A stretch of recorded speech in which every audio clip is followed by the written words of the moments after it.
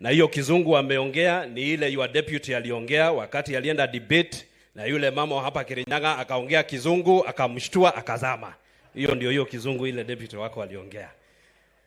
That preaching, Your Excellency, it has really touched us, most importantly members of Parliament. And on behalf of them, Your Excellency, I want to apologize to you. Sababu tumekuwa tukikupea pressure. Tumekuwa tukikusumbua mambo ya handshake, mambo ya maongezi. Your Excellency, kwa hivyo wewe uliamua we are crossing on the other side na ukanyamaza. Na ukaamua hakuna salamu, hakuna handshake, sisi tunakusumbua, tunashinda tukikuambia hakuna handshake, na kumbe wewe uliamua vile tu Yesu aliamua that they were crossing on the other side.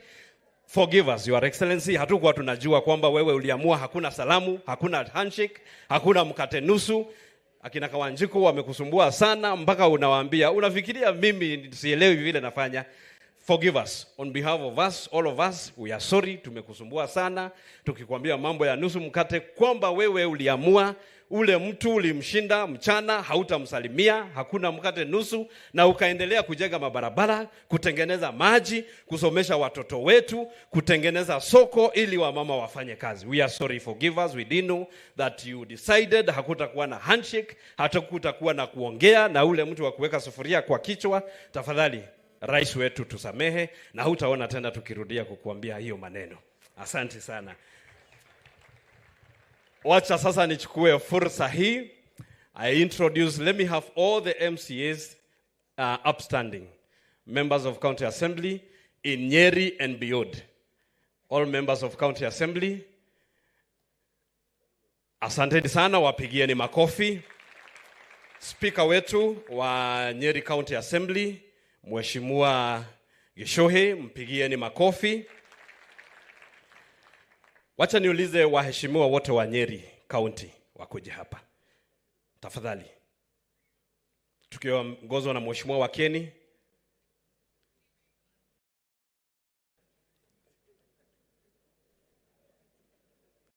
Please, we save time.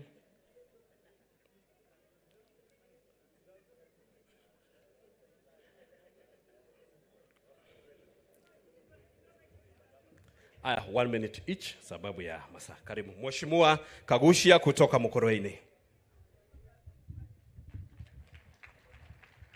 Asante sana, Your Excellencies.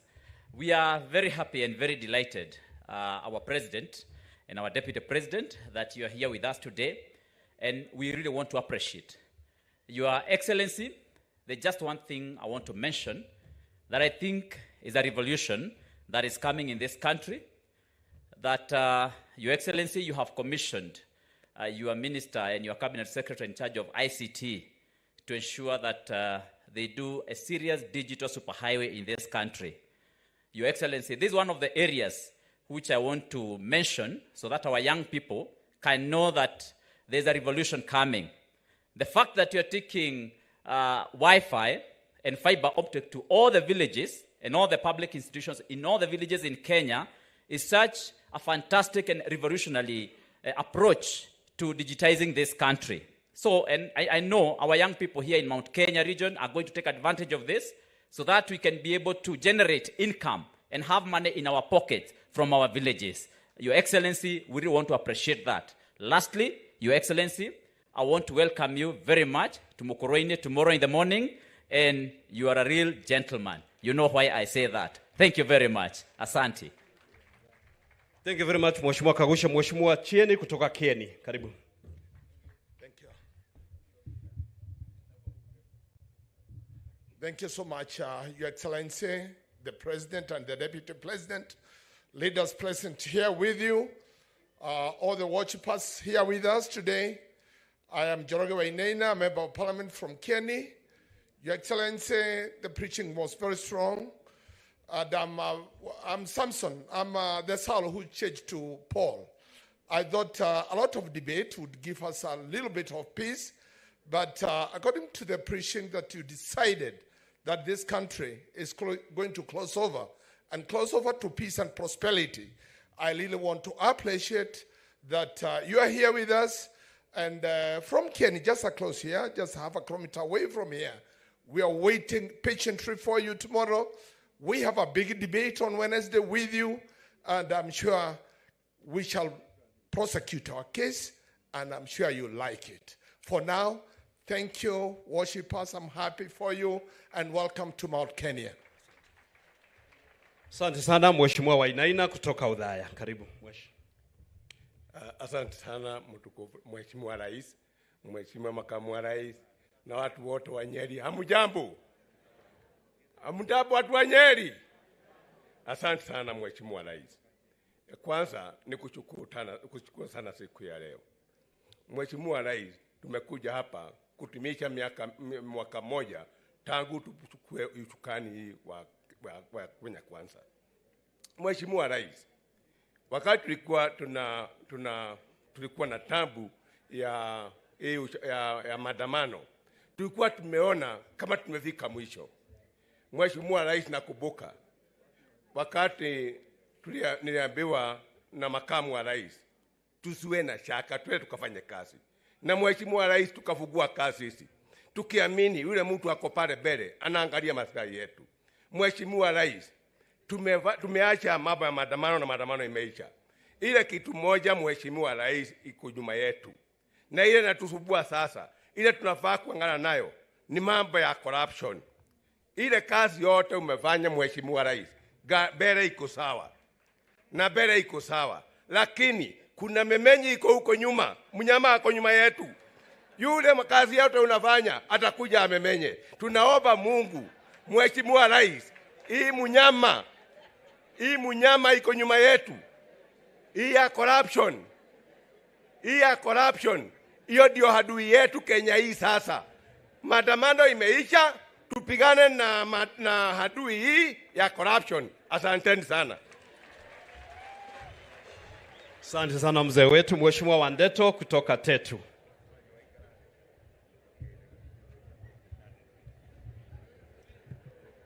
Your Excellency, the President of the Republic of Kenya, Your Excellency, the Deputy President, all protocols observed, ladies and gentlemen, Gaine Mwega, Nahidishio there. Your Excellency, first to warmly welcome you to the mountain. And by you coming here and calling us here, we are now more than confident we will cross over. Your Excellency, we have many issues, but we know today is not the forum. Personally, is to warmly welcome you to Teto tomorrow morning. Teto is the headquarters of Baridi. Please dress warm, and we hope to see you tomorrow. God bless you. Thank you. Haya, Mheshimiwa Duncan Madhenge kutoka Nyeri Town. Mtu mrefu. Your Excellency, our President and the Deputy President, Pastor Dorcas, Prime Cabinet Secretary and all Cabinet Secretaries and all protocols observed, and Christians wa Mount Kenya, Bwana asifiwe. Your Excellency, I want to make a confession. Despite having contested the Nyeri Town parliamentary seat 4 times, this is the first time I have set foot in Sagana State Lodge. And I am so grateful that you opened the doors to very many of us. As I join my colleagues to welcome you to Nyeri Town tomorrow in the evening, allow me to say 2 things. I was not aware that we are crossing over to the other side.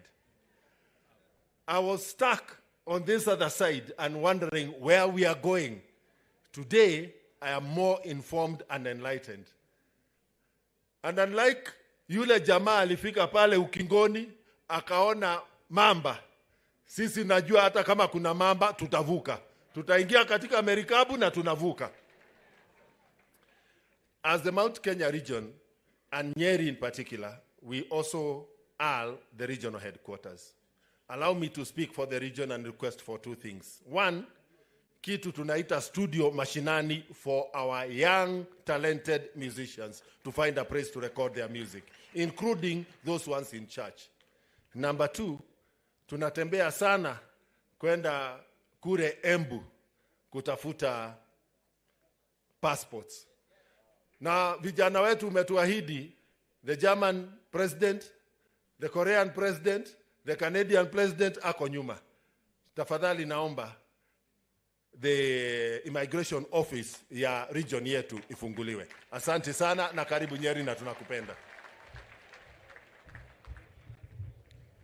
Thank you very much, Your Excellency. Yule jamaa anataka kukuitia hapa ni yule alikuwa anatufungia gate pale.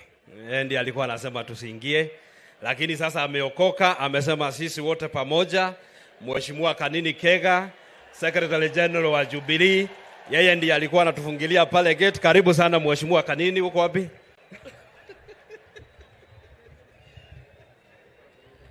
Your Excellency the President Dr. William Ruto, Your Excellency the Deputy President, Your Excellency the Second Lady, na viongozi wote, God is good and all the time.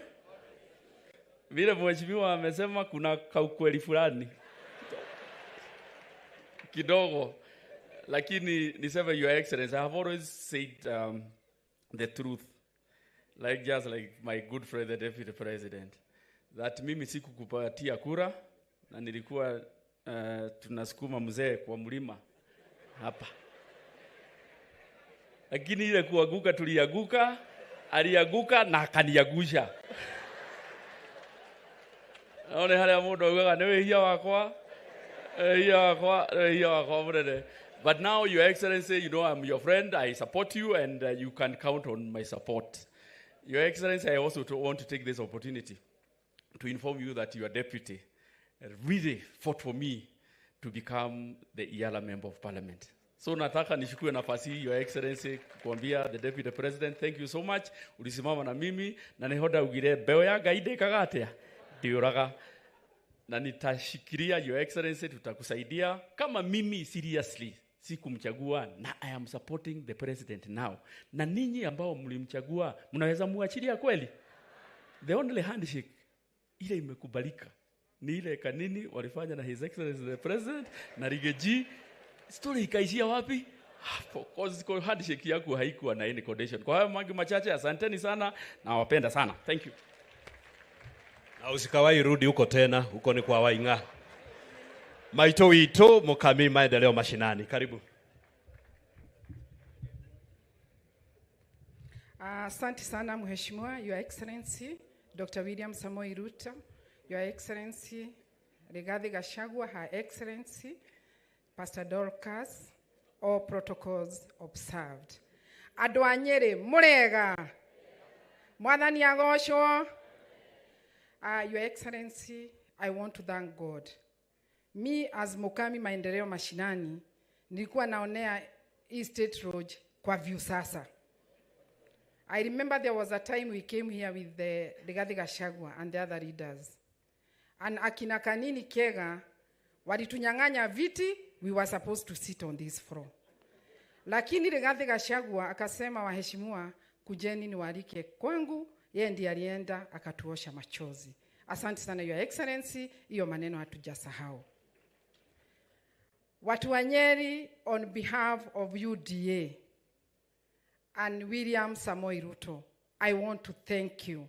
I want to thank you very, very much from the bottom of my heart. In Nyeri County, Your Excellency, we don't have a candidate from any other party. All our candidates, MCAs, myself, and other leaders, we are all UDA. So I want to thank you, kwa sababu mnajua vita ilikuwa mingi sana, lakini Mungu alitusaidia. Asanteni sana.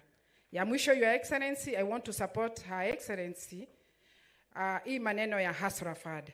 In Nyeri County, we are reading kushukua hiyo pesa. Wamama wa Nyeri County wameshukua pesa ya Hasrafad sana. Tuko na over 1 million women when we may apply for that money. Women Fund, Your Excellency, I wanted to make a special request. And I had talked to CS Aisha Juma. Wamama, especially hawa wamama wa soko, wanashindwa kuapply hiyo pesa ya Women Fund. And hapa Nyeri County, sisi ndio tulikuwa tunachukua ile pesa ilikuwa mingi sana. So I want you to reconsider, we see whether we can allow the elder ones to continue taking it the way we are doing it before, tukiendelea ndio wamama wote waweze kuchukua hiyo pesa, kwa sababu hiyo pesa ni yao. In fact, ukiangalia Nyeri, kuna wamama walikuwa wanachukua mpaka 100, walikuwa wamefikisha 1 million, lakini saa hizi wamerudishwa kwa 50,000.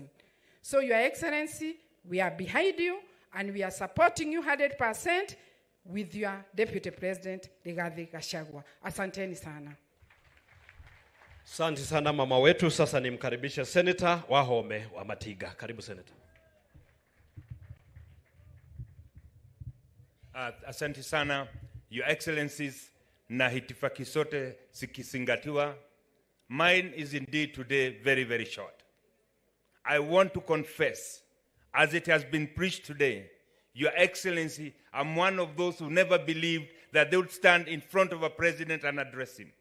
Your Excellencies, I want to say today, you and the Deputy President, the fact that you've come from a very, very humble background, it shatters the glass ceiling and gives our youth hope that tomorrow belongs to anybody who dares believe in himself.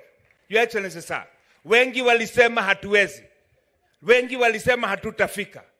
Wengi walisema haiwezekani hiyo kiti utakalia. Leo nataka kusema mbele ya huu umati, kwa sababu kuna Mungu mbinguni, wewe ndio rais wa hii nchi. Na wale wanasema hatutaweza, nataka kuwaambia kuna Mungu na tutafika pahali tumeambiwa. Bishop William, asante sana. Nimesikia watu wakisema CS Kindiki usiwe na uoga. Magioka gutiri okuete mwana na mgongo ndugetigire maka tuonane nao. No diku ogwo mbele ya president. Vile nimesema Your Excellency, nimesema hivi. Nimesema tutaendelea kuchikilia nchi, tutaendelea kuwafuata, na vile utasema hiyo tutakaa hapo. Siwezi ongepitisha hapo, lakini tuseme hivi. Netoe thirikari no haratu amerutire. Kira giethagwo na mahoya gituragio na mahoya. No netokuga mundurume ndakongithio kireru. Ona tutigothaitha bunda moikuruko. Lakini Your Excellency, vile niwaambia uendelee kupambana na bei ya kahawa na majani chai, tuendelee namna hiyo. Asante sana Your Excellency, hatutapitisha hapa. Thank you muno, Ngai wa moya mwike wega. Asante sana Senator Wahome wa Matiga. Finally, Your Excellency, this one I was taught by Bishop William. Before I invite the governor, let me introduce my dear wife, Your Excellency. Kindly stand up. Betty Wawa Mobi, that's my dear wife, the girl from southern side of Murang'a. Ataintroduciwa na Ishungwa hiyo ingine.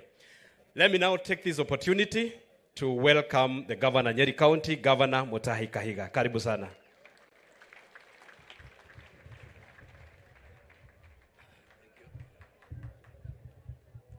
Asante sana Mheshimiwa Wamombi, Mheshimiwa Rais wetu mpendwa ambaye tunampenda sana, Daktari William Samoei Ruto, naibu wako Mheshimiwa Rigathi Gachagua ambaye ni mtoto wa county hii, Mheshimiwa Pastor Dorcas ambaye ndiye anatuombea katika county hii, the Prime Cabinet Secretary, viongozi wote walio mahali hapa, naona wastahiki maspika, naona magavana wenzangu, mabibi na mabwana, hamjambo. Watu wa Mathira hamjambo.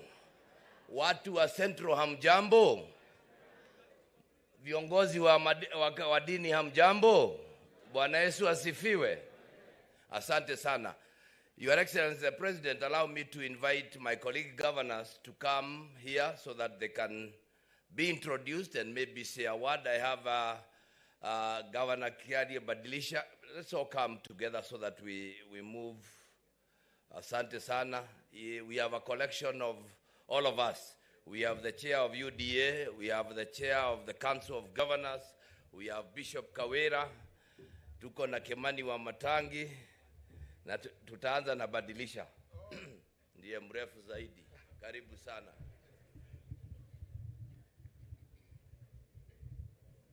Your Excellency, Deputy President, pamoja na the Second Lady, all protocols observed. I'm Kiari Badrisha, Governor wa Nyandarua. And I want to thank you, Your Excellency, for accepting to visit our area. Na niseme ya kwamba sisi tuko hapa na tuko na umoja kama Mount Kenya kuhakikisha ya kwamba tunashikilia serikali hii ambao tulitafuta. I want to appreciate yale ambao tumefundishwa leo ya kwamba we are closing over.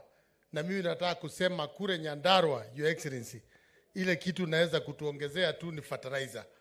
Ukifanya hivyo, the food basket ambayo inaitwa Nyandarua itatoa masufuria kwa vichwa za watu, kwa sababu tuko tayari kuzalisha chakula ambacho tutalisha nchi hii. Kwa hivyo karibu hapa Mount Kenya, na sisi pia tunakugojea kule Nyandarua. Najua unakuja ili tuliclaim le Koroborosat. Karibu sana, Your Excellency.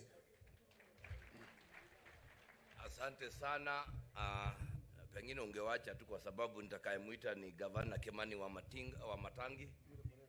Yule mrefu sana. Asante sana Rais wetu wa Jamhuri ya Kenya Daktari William Samoei Ruto, naibu wetu wa rais Rigathi Gachagua Rigathi, mama wa Deputy President wetu, our Prime Cabinet Secretary na viongozi wengine ambao tulioko hapa. Bwana Yesu asifiwe. Wananchi wa Nyeri hamjambo? Hamjambo tena. Tusalimiane kwa salamu zake Mwenyezi Mungu. Your Excellency rais wetu, mimi nitasema tu mawili. Ya kwanza tuniseme, Your Excellency, mimi nakumbuka tukiwa hapa wakati ulitutembelea hapa Mlima Kenya. Kama wana Mlima, kuna sherehe yenye sisi tunafanyanga mara moja na haturudiangi.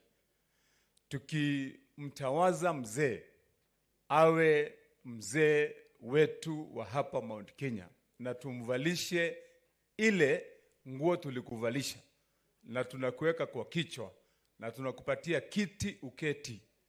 Hiyo sherehe haturudiangi mara mbili. Hivyo ni kusema ukikuwa mzee wa hapa, wewe ni mzee wa hapa kutoka hapa hadi mwisho. Kwa hivyo Your Excellency, wakati uko hapa na sisi, hauhitaji hata kidogo kuwa kuna bahati ati tuko na mgeni ama umekuja tukuoneshe ni wapi. Sasa wewe ni mmoja wetu, Your Excellency, wewe ni rais wetu na tunatembea pamoja. Ya pili, Your Excellency, wakati kama kiongozi wa hii area, ninakukaribisha hapa pia. Niseme rais wetu, sisi watu wa hapa Mlima tunakuanga tu na mambo machache sana ambaye inatusumbua na ambaye tunahitaji. Sisi haja yetu kubwa ni kujaliwa mambo yetu ya biashara, kuangaliwa ya kwamba shughuli zetu za ukulima zinaendelea kwa ile njia inayofaa. Na kwa hivyo, Your Excellency, kitu moja yenye niko na haki naye ni kwamba sisi tumeona maslahi yetu umeangalia, biashara zetu umetuangalia, hali yetu ya ukulima, Your Excellency, umetuangalia. Kwa hivyo sisi kama wana Mlima Kenya tumetulia. Yangu ya mwisho, Your Excellency, wacha niseme hivi, kwa vile jana niliwaona mawakili wakizungumza kwenye runinga, wakijaribu kusema ya kwamba sisi tunasema hakuna maandamano, tunarudisha nchi nyuma kwa mambo ya demokrasia. Wacha niseme hapa wazi ya kwamba kama watu wamekuwa wanasikiliza vizuri yale matamshi yenye Your Excellency umefanya, ile kitu ulisema ya kwamba hakuna ruhusa ya kufanya maandamano ya kuharibu mali ya wengine na kulete fujo na kuharibu amani ya nchi. Na kwa hivyo wale wenye wanajaribu kuingiza ati ni kurudisha, tunarudisha nyuma demokrasia, wajue ya kwamba ile kitu umesema ni kwamba hamna nafasi ya mtu yeyote kujifanya ni maandamano wanafanya, ila kusudio lake ni kuharibu mali ya wananchi wa Kenya. So Your Excellency, mimi nasema asanti. Sisi watu kama watu wa Mlima tuko na wewe, tutasimama na wewe na program zote zako Your Excellency ile umetuletea ya maendeleo, tutasimama na wewe na tunakuunga mkono. Asante sana Your Excellency. Karibu. Asante sana. Sasa tutazungumziwa na askofu wetu Bishop Kawera Mwangaza kutoka Meru.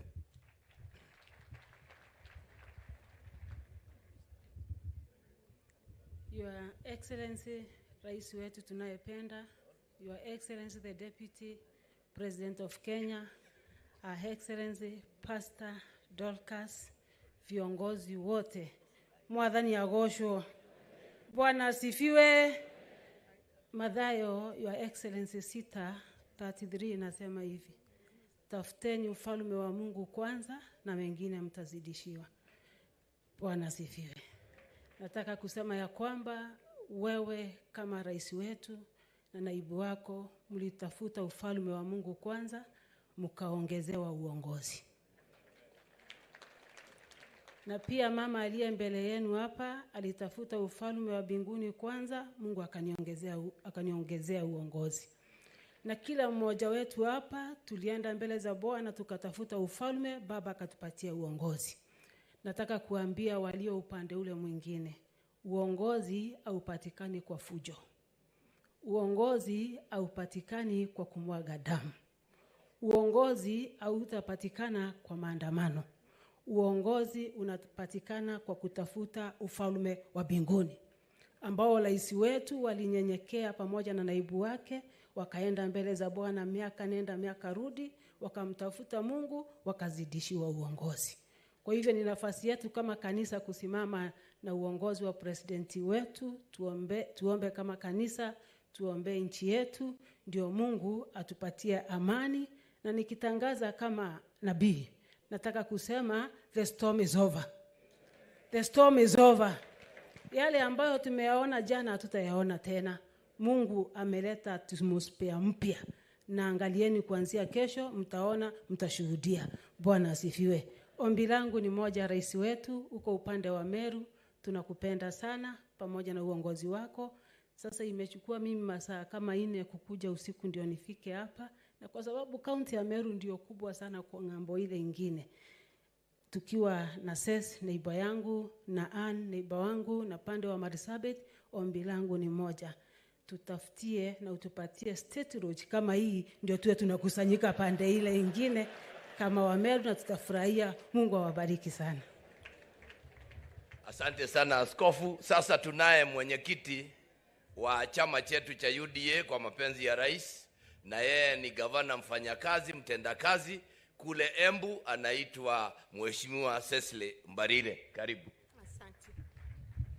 Your Excellency the President of the Republic of Kenya, Your Excellency the Deputy President, Your Excellency Pastor Dorcas, Prime Cabinet Secretary, all protocols observed, wananchi watukufu wa Nyeri County, hamjambo, mwega andu a Nyeri, gethia isiarerare, Bwana asifiwe.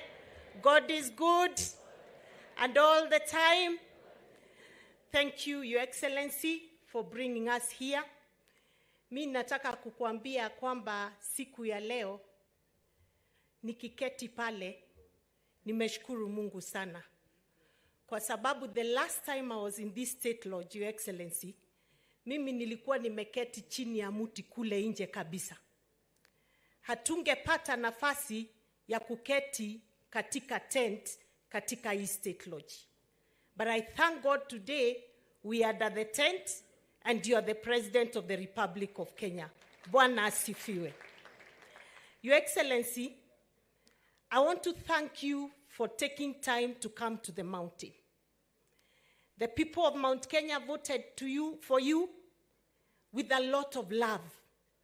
And we thank you that you have taken matters concerning the mountain very, very seriously. But I also thank you that you picked our son, the Honorable Gachagua, to be the Deputy President of this great country. And I want to thank, nataka kushukuru wananchi watukufu wa Nyeri kwa kutupatia kiongozi shupavu kama Rigathi Gachagua. Ngai amurathime muno andu a Nyeri. God bless you. Secondly, Your Excellency, as you come to the mountain, we have the issues that affect us. Tuko na shida zetu. Lakini ningetaka kukuambia ukitushikilia vile tumeona mambo ya kahawa, mambo ya majani, mambo ya maziwa, mambo ya mchele, mambo ya avocado, macadamia, na ukifika kule kwetu Embu na Meru mambo ya muguka na miraa, we uko sawa, Your Excellency. And I want to thank you kwa sababu umepatia hiyo kazi kwa mtu anajua hiyo kazi, anaitwa Deputy President Rigathi Gachagua. He has started us very well. We are happy and we are putting all our support behind that agenda to make sure we get more money in the pocket of the farmer in Mount Kenya. Twakushukuru sana, Your Excellency, na mimi nikuambie niko tayari kwenda pale umeniambia niende na Ishongwa tuongee, and we are very, very clear what our agenda is. It is very, very, very clear to us that the handshake is not part of that agenda. And we are very, very clear. Na musijali, sisi tuko ngangare kwenda kufanya the only agenda the president has sent us to go and discuss. Asanteni sana, Mungu awabariki. Na karibuni Embu. And Your Excellency, when you are done with Mount Kenya West, Mount Kenya East is eagerly waiting for you. Karibu Mount Kenya East. Thank you. Asante sana Cecile, ukiingia unakaa macho uko unakaa hivi. Your Excellency, allow me to recognize the deputy governors before I invite my chair of the Council of Governors. I have deputy governors, all the deputy governors kindly come. Simameni tu hapa hata nyinyi muangalie wale wananchi. We governor ufanye nguvu ukae kama yule. Very good. We begin with my own deputy governor. Huyu anaitwa David Waroe Kenanire, mheshimiwa na ananisaidia kazi, ni mtu mzuri.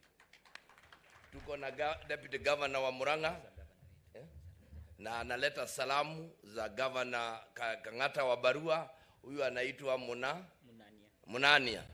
Na tunawashukuru kwa sababu walisaidia wa Mombi. Asante. This is my classmate. This is my classmate. Anaitwa Muisraeli. Na yeye ametoka Tharaka-Nithi na ananiambia governor yuko njiani. Munani utafanya juhudi ukae saizi. Alafu tuko na deputy governor wa Igoro ambaye yuko hapa. Hata yeye apewe chakula ndio governor anasema. And then kindly receive the COG chair, Mheshimiwa Governor Anne wa Igoro.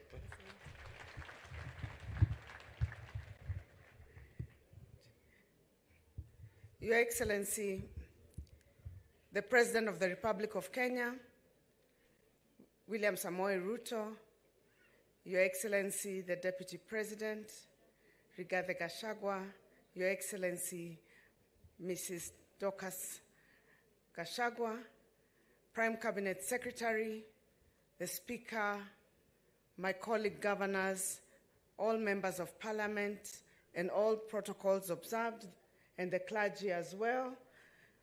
Good afternoon. Adwa Nyeri murega. Ngai nĩ mwega. Tugeithanie ciarera. Ngai nĩ mwega. Na hĩndĩ ciothe. Your Excellency, today we are very honored to have you in Mount Kenya. And if there was a message that you needed to hear today, is a message that has been preached by the bishop. That message reminded me of an incident. Everybody who's around me knows I don't like to fly. And sometimes they wonder why. There was a time we were coming from the US, and the plane was going on well, and the pilot warned us that he's expecting there to be some turbulence. And at the time, I never had any issues with flying as such. But the turbulence came, and as usual, Seth has sat next to me in the plane and knows I started muttering my prayers. I usually carry my Bible when I'm flying. I put it next to me and I started praying. I said, please stabilize this plane. I really don't like turbulence. But the turbulence became so bad that the pilot asked that the tables be cleared. So if anybody was eating, to please get the cutlery away. My prayers started becoming louder.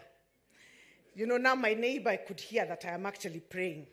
And I kept calling Jesus quite a number of times. And then the pilot asked the cabin crew to take their seats. Now if you don't like flying, now that is disaster. So now I was not whispering anymore. I started now muttering very seriously that Jesus, please help us. The plane hit a bump. At that point I said, Jesus, send your angels to take us home safely. There was a lady sitting next to me. She said, no, don't send your angels, come yourself. So I figured I was not the only one who fears flying. But since I am here, God managed to take us to land safely. When we landed, I asked the lady, why did you cancel my prayers and say no? Don't send your angels, come yourself. And she said, those angels can be told to take them home safely, they take us to heaven. But Jesus can't kosea. He knows when you say take us home safely, he means take us home to Nairobi. So, Your Excellency, we've got the message from the bishop. We have been told we will get to the other side. We have faith in God, and we have faith in your leadership. We as the people of Mount Kenya, you went round, you have seen, there is absolutely nothing to worry about. All we need is to have faith. Your Excellency, we want to assure you, as the people of Mount Kenya, that all the Mount Kenya people require is for the promise to be kept. There are roads that you promised during campaigns. There are dams you have promised us. There's resources. We will be discussing them for the next couple of days. But other than that, their love and commitment to you is completely unconditional. Mimi sina mengi ya kusema, ila ni washukuru sana watu wa Nyeri kwa vile mwato nyita ogeni. And as the president is here, we will continue as the people of Mount Kenya and thank the clergy for continuously keeping us in the right path and standing with this government. Many a times we need the assurance that God is still with us and will enable us to be on the other side. Before I sit, allow me to give the apologies of two of my colleagues who could not make it. There is Governor of Tharaka Nithi, Governor Muthomi Njuki, and there is also Governor Susan Keheka. Also, they had urgent issues to deal with and therefore could not make it today, but they will be joining us as we move on for the leadership meetings. Ni hayo tu, watu wa Nyeri, na muendelee kutushikilia.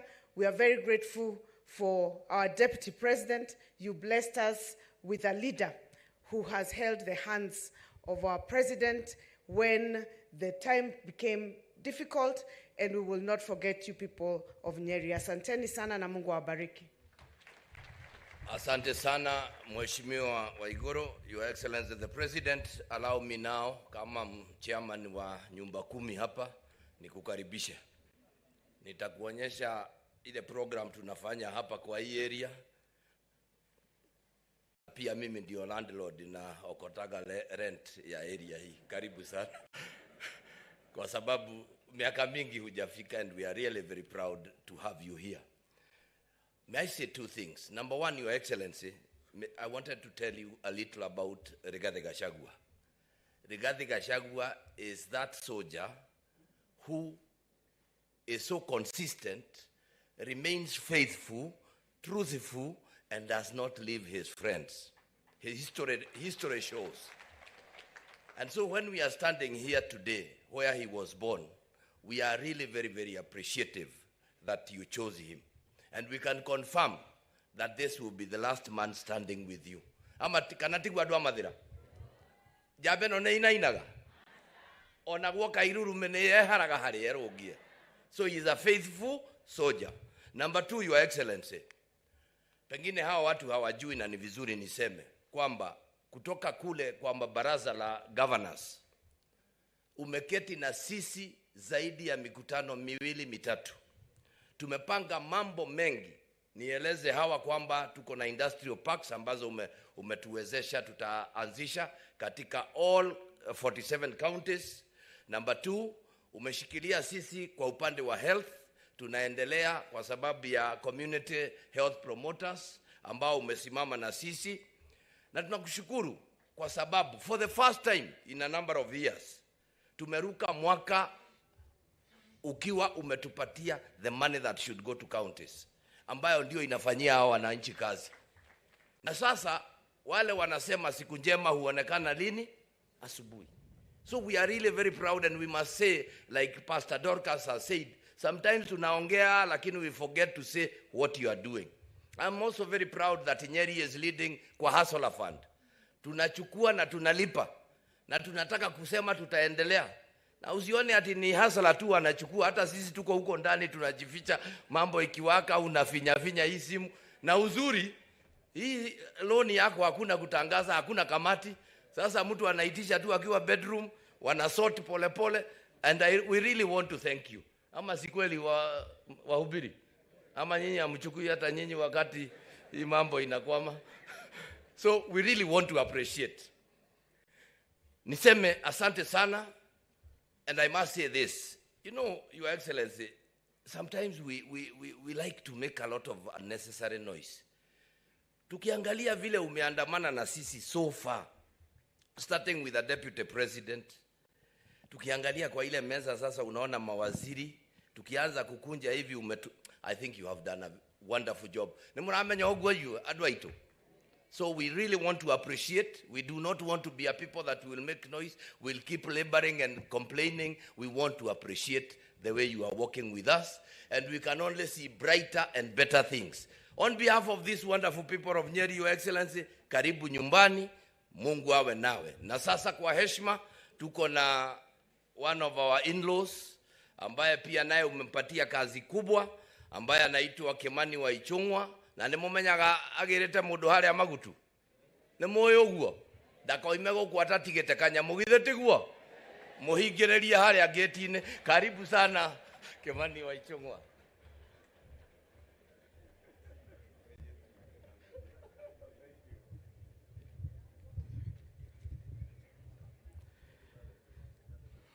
Your Excellency, the President, our Deputy President, espoused to the Deputy President, Pastor Dorcas Rigathi, Your Excellency, the Prime Cabinet Secretary, all protocols observed, in the House of Clergy, na adhonia kwa hamjambo. Kanyamuno gotiga mutikahigereria.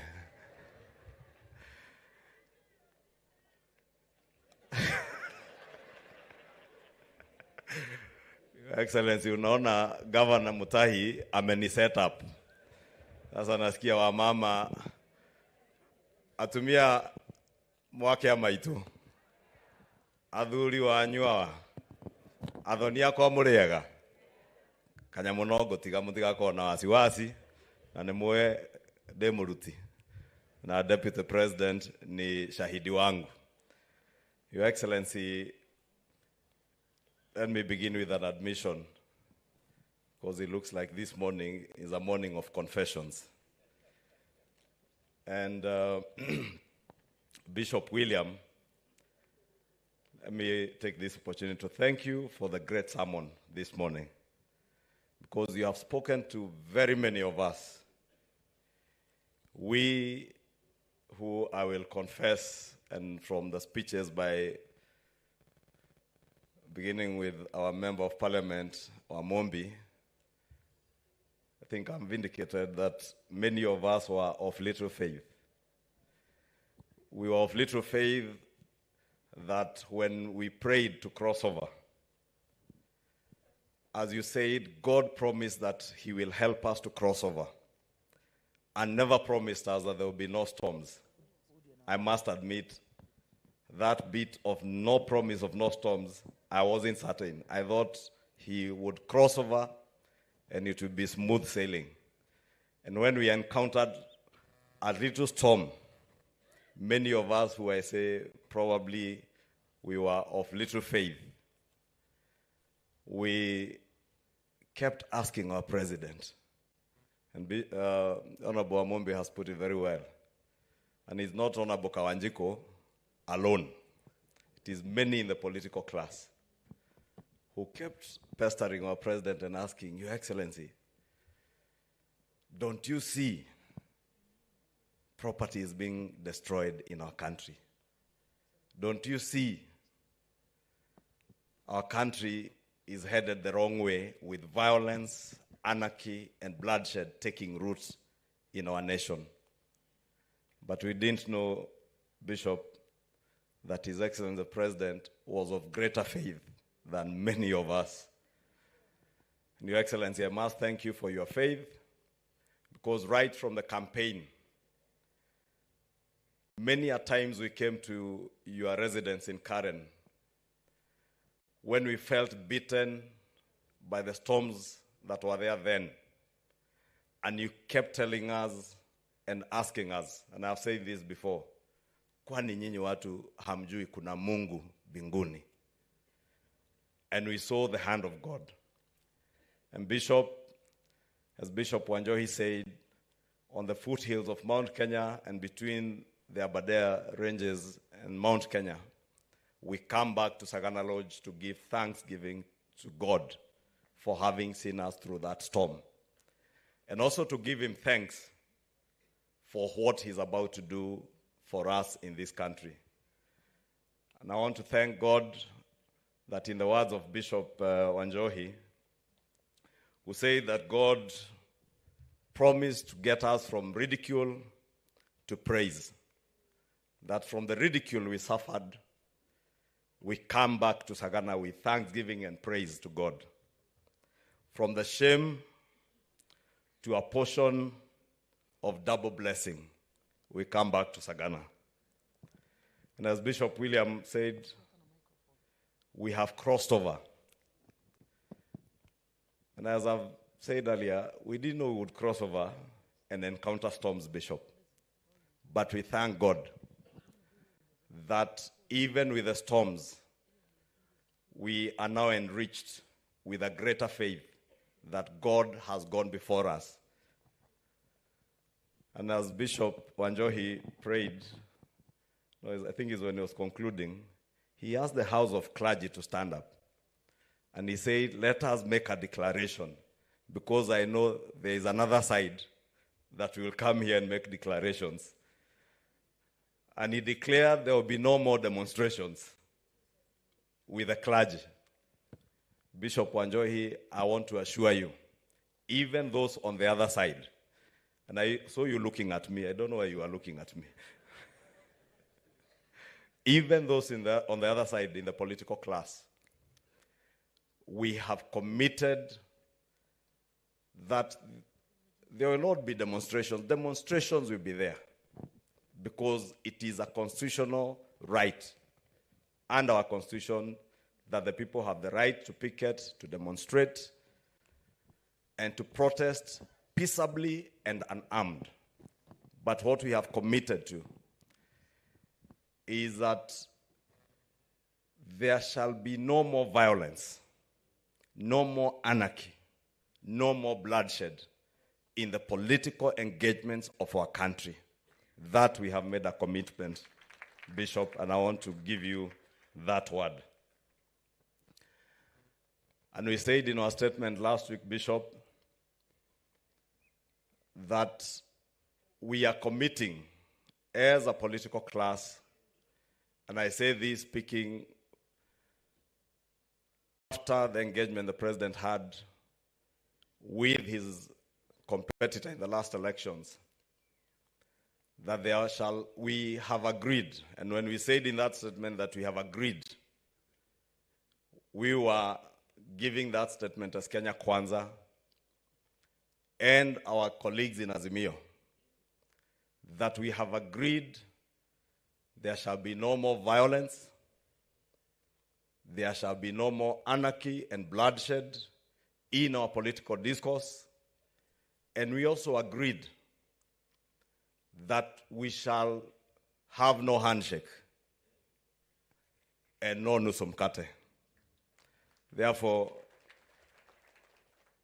Bishop, as you spoke about crossing over, we are crossing over from a nation where anarchy, bloodshed, violence, and violent demonstrations were the order of the day. We are crossing over from a place where ridicule and shame were the order of the day. And we are now crossing over to a place where economic prosperity, respect for the rule of law, constitutionalism, and protection of our democracy, where we compete in the political arena. And after elections, we settle down, congratulate the winner, respect those who lose the elections, and we move on together as one country, focusing on the needs and the aspirations of our people. That is where we are crossing over to. And Bishop, I must thank you for restoring our faith that even amidst the storms, we shall cross over to that other side of a peaceful, prosperous nation. And I want to believe from now onwards that will be the engagement we shall be engaging on. As Governor Sess has said, Your Excellency, we are very well instructed that we shall engage with our colleagues not in an environment of threats and blackmail, not in an environment of uncertainty, but having the certainty that we are engaging with other leaders who also ought to carry the aspirations of the people who have elected them, Your Excellency. And I want to promise you, as we engage together with Governor Cecily and the rest of the team, we shall do so with utmost respect to our Constitution, to the rule of law, respecting and protecting our democracy, and knowing that we have a duly elected and legitimate government to govern our country, with you and the Deputy President leading us in that front. Your Excellency, now that my faith is restored, I do not want to say more than that. I want to take this opportunity to ask all the members of Parliament who are here and our senators to come here. I introduce them before I call on CS Alice Wahome to prepare herself. She will come. Members of Parliament, please, respectfully. I will then ask CS Wahome to prepare herself to come and introduce other government officials here present with us today. Tutembee haraka, najua faith has been restored.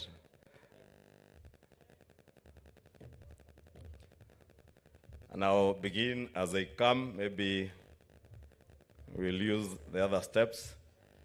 Huyo hapo is Mheshimiwa Njogona Kawanjiko, Kiambaa, Member of Parliament. Our Deputy Whip in the National Assembly, Mheshimiwa Naomi Wako, Marsabit. Mheshimiwa Alice Ng'ang'a, Thika Town. Mheshimiwa our Finance Chair, Mheshimiwa Kimani Kuria, Molo. Mheshimiwa Mugambi Rendekere, kanisani hatutatumia hiyo ingine. Mheshimiwa wetu wa Bore in Meru County, Mheshimiwa Roko from Mbere North, huko Siakago, the tallest man in Parliament. Mheshimiwa wetu wa Mwea, Mheshimiwa Mary Mainge, Momero Mutune, Mheshimiwa Rahim Dawood, Mheshimiwa wetu wa Imenti North, Mheshimiwa ambaye alikuwa chairman wetu wa bipartisan team, Mheshimiwa Adharaka, Mheshimiwa Sir George Murugara. Mheshimiwa Kerema, mheshimiwa wetu wa Imenti Central, Mheshimiwa Njoroge Kororia, jirani yetu kutoka Gatundu North, Mheshimiwa George Koimburi Juja. Huyu ndiye niliambiwa ni introduce kama mbunge. Mheshimiwa wetu wa Murang'a County, Mheshimiwa Betty wa Maina. Wawa Mobi. Mama wetu wa county ya Nyandarua, Mheshimiwa Faith Getau. Mheshimiwa wetu wa Keharo, Mheshimiwa Ndindi Nyoro, ambaye ni chairman wetu wa budget committee. Ndiye anagawa pesa yote ya Kenya. Mheshimiwa Mama Kairemia, county women rep Meru County. Mheshimiwa Wakili Moreu, Gatanga constituency in Murang'a. Mama wetu wa county Nyandarua, Mama Wanjiko Mohea. Kipipiri, sorry, former women rep Nyandarua, now member of parliament for Kipipiri. Huyu ndiye Alimunya Kemunya. Mama wetu wa county Kiambu, Ann Wajiko wa Muratha. Mheshimiwa wetu wa Embakasi North, Mheshimiwa Gakuya. Namuuliza kama nitumie Basenga, ananiambia hapana. Gakuya. Embakasi Central, ambaye pia ni wa hapa Nyeri, Mheshimiwa Meja Dong Mwangi Gathero, ni wa hapa Nyeri. Party leader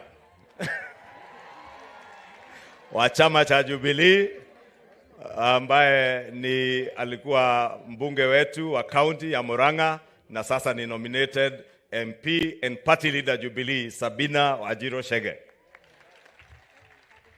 Mheshimiwa wetu wa county ya Kirinyaga, Jerry Wito Gacheri Gaito.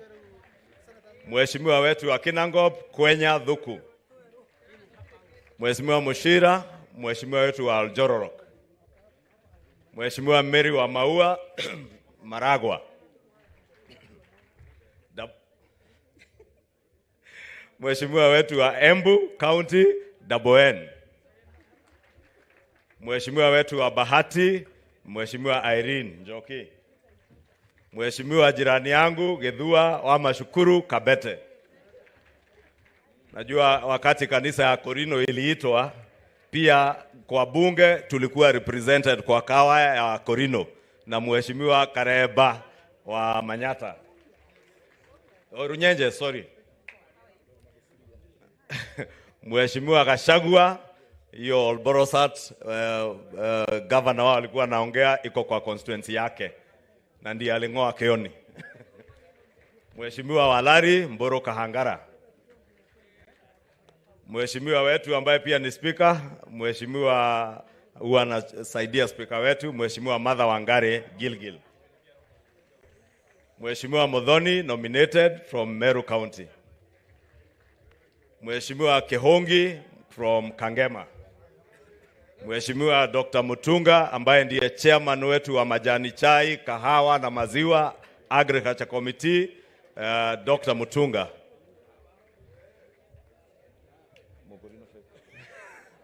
Huyu alikuwa amejifanya Mokorino lakini speaker akakataa.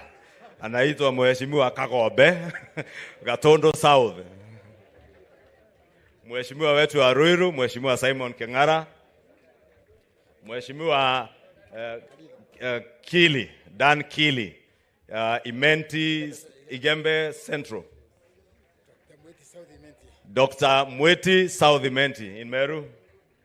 Mheshimiwa wetu wa Mbere South, Dr. Muriuki. Engineer Dr. Muriuki. Mheshimiwa Kamanda Mwafrika Roy Sambu. Mheshimiwa wetu wa Kirinyaga Central, Getare, Savea Getare. Dr. Karani Washira, Laikipia West. Mheshimiwa wetu wa Geshogo, Githinji Gishimu. Igembe North, Mheshimiwa Taitumu. Mheshimiwa Kenothia Gashove wa Nakuru County, Subukia. Mheshimiwa CPA Julius Ruto Keses, Mheshimiwa wetu wa Kandara, Mheshimiwa Shege Njuguna Kigumo, Mheshimiwa, the first name is Joseph Munyoro, Dr. Mugo Madhioya, mama wetu wa Naivasha, Mheshimiwa Jane Kihara ambaye pia ako nyumbani, ni wa hapa tetu. Mheshimiwa wetu wa kaunti jirani ya Laikipia, Mama Jane Kagiri, Mheshimiwa wetu wa Kiambu, constituency in Kiambu County, Mheshimiwa Waithaka Mashua, nominated member of parliament from Gatondo North and Kiambu County, Mheshimiwa Teresia Wanjiro, mbunge wetu ambaye ndiye mbunge mchanga kabisa na mchanga wa East Africa, mbunge wa East African Assembly, Mheshimiwa Maina Karovia, senator wetu wa Embu, Mudigi Wonekaga, senator wa Nairobi County, Mama Karen Nyamu, mama wetu senator wa Nakuru County ambaye pia ni deputy majority leader kwa bunge la Senate, Mama Tabitha Karanja. Karibu niseme Tabitha Keroshe. Senator wetu wa county jirani Laikipia, Senator Kinyua, Senator Joe Nyoto Murang'a County, Senator wa Kajiado jirani yetu, Senator Seki, Senator wetu nominated and our former Secretary General of UDA, Senator Veronica Maina. Senator wa Bungoma ndiye senator wa speaker wetu, Senator Wafula Wakoli.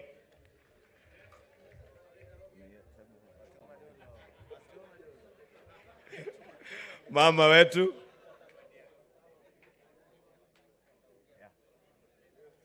Mama Fatuma Dulo ambaye ni senator wetu Isiolo. George Mbogwa, our nominated senator. Senator wetu wa Nyandarua, kijana mchanga, Senator Medhu. Senator wa Kiambu, Senator Karogo wa Thango wa Ekau. Senator ambaye unafunga na kufungua kila siku, Murago kutoka Kirinyaga County. Senator nominated member of parliament wa Bori, Mheshimiwa Mpuru wa Bori. No, former nominated MP, now Tigania East member of parliament and party leader Nopeu, and I insist niseme ni party leader wa Nopeu, Mpuru wa Bori. Your Excellency the President, with those introductions, just one announcement. Because the members of parliament and senators, the reason we have not given them an opportunity to speak, we have an engagement, and I will ask you to, I think the consultations were too loud. All members of parliament and senators,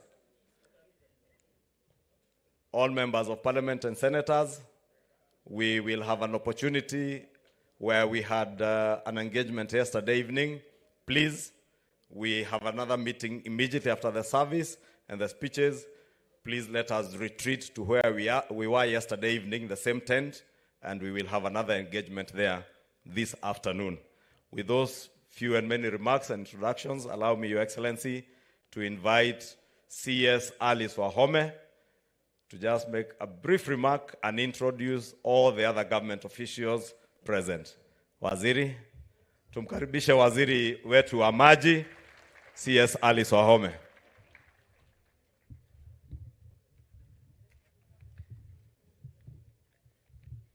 Gaine mwega na hede siothe. Your Excellency, in the interest of time, we'll move very quickly. Your Excellency, the President of the Republic of Kenya, Your Excellency, the Deputy President, Rigathi Gachagua, Your Excellency, Prime Cabinet Secretary, the spouse of the Deputy President, Pastor, Her Excellency Pastor Dorcas, the Cabinet Secretaries are here, all protocols observed. May I ask my colleagues, the Cabinet Secretaries, to come forward, including my good friend Kindiki, na yeye ndiye atakuwa wa mwisho. Please come forward. Ni wega mumenyete andu aya githe tiguo meguko na mahurwa rohe magioka. Yes. Mercy also come because you are the secretary to the cabinet. Karibuni sana. I will start with my sister here.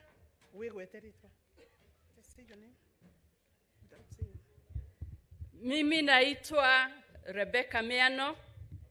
Nimeshikilia wizara ya East Africa Community, Arid and Semi-Arid Lands and Regional Development.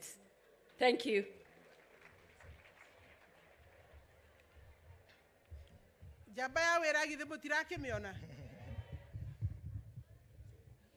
God is good, and all the time. Naitwa Moses Kuria, waziri wa uwekezaji, viwanda, biashara na kufukuza umaskini. Asante sana.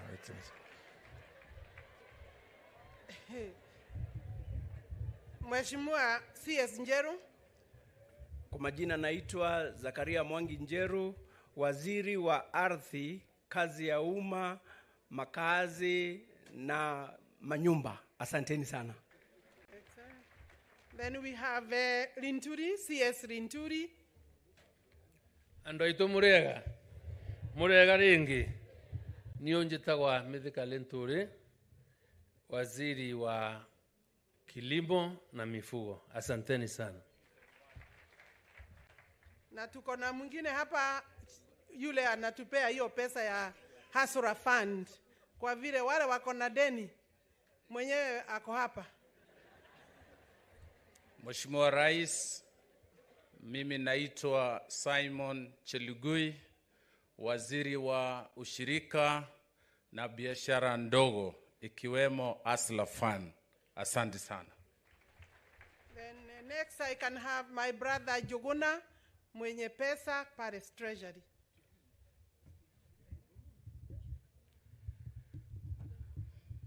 Mtukufu Rais, wacha niseme kwanza kwa Kikuyu wanisikie.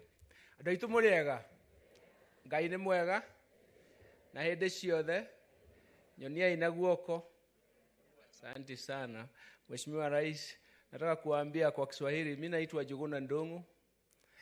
Mimi ndiye waziri wa fedha na upangaji wa nchi na uchumi. Hiyo mambo yote ilikuwa inasikika kusema tuweke sufuria kwa kichwa. Walikuwa wanasema ni bei ya ushuru, bei ya maisha imekuwa kumbwa, lakini tutawaambia vile tutaipunguza. Asante sana, ni mzuri kuwa hapa. Nilikuwa nimesomea hapa Kagumo hiyo miaka ingine ya 1970s, kwa hivyo niko nyumbani. Asante sana. As I call Mercy, the other person, the PSs, principal secretaries, tafadhali just be ready to come forward. God is good and all the time. Kwa majina naitwa Mercy Wanjao na mimi ni katibu wa baraza la mawaziri na nilisomea hapa tu Bishop Gatimo Gandu Girls. Nimefurahi sana kuwa hapa. Alafu Professor Kindiki.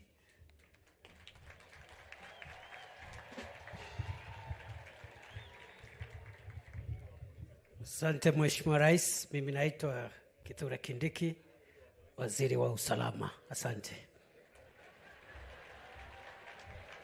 Si ameshikilia vizuri?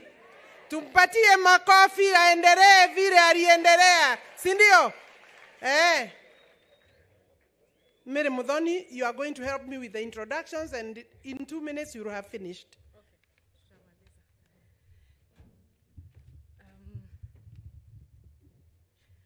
Your Excellency, the President of the Republic of Kenya, the Deputy President, the spouse of the Deputy President, allow me to use the protocols observed earlier. And Your Excellency, the PSs from Mount Kenya region, want to thank you very much. We come from each and every of the counties of this region. So we thank you very much for appointing us. Na sisi tunaangalia mbele, tunavuka na wewe. I want to introduce the PSs. First and foremost is Hinga, PS Hinga, the PS for housing. Yule unasikia tulikuwa tunamuita 3%, sasa tunamuita 1.5%. PS Hinga from Nakuru County.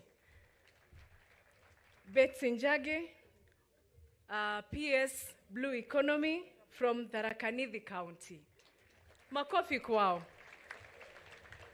PS Kelemi Kiburi Cooperatives from Meru County. PS Salome Biako mwenye amechukua usukani kutoka kwangu pale Correctional Services, jela zote ni zake. Correctional Services from Kiambu County.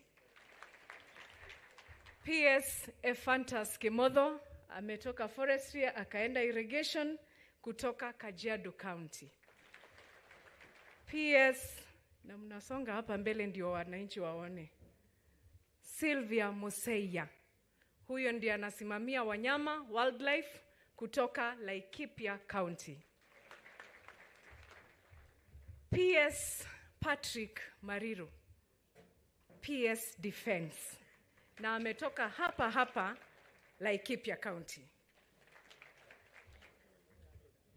PS Mugambi Getonga. Yeye ametoka irrigation akaenda pale forestry na anatoka Meru County. PS Joseph Mbogwa, engineer. Yeye ndiye anatengeneza mabarabara zote kwa nchi. Kwa hivyo PS Mbogwa ni wa kutoka pale Nyandarua County. Na huko kwao kunaitwa engineer pia. PS Elijah Mwangi, kijana wa kutoka Murang'a, yeye ni PS wa mining. Our newest baby in the PSS list, PS Ann Wangombe kutoka hapa Nyeri. Na ni PS wa performance and delivery. Yeye ndiye anatuchapa viboko juu ya performance contracting. Asante. Na kijana wenu barubaru anaitwa PS Alex Washira. Na mnaona venye ako na energy. Yeye ndiyo mwenye energy. Tafadhali mpigieni makofi. Na mimi naitwa Mary Mudhoni, PS wa Public Health and Professional Standards. Na raisi niruhusu nishukuru Bishop mwenye alituombea mambo ya health. Kwa sababu sisi tumeshikilia mambo ya health pamoja na county governments. Tumeshikana bumper kwa bumper. Ati kuona ya kwamba the community health promoters are helping the people in our households. We really want to see that the health of our people and our communities in this region and across the country, we are going to reduce the contraction of diseases by having the community health promoters come to your homes. Wanakupima BP, wanakupima blood sugar.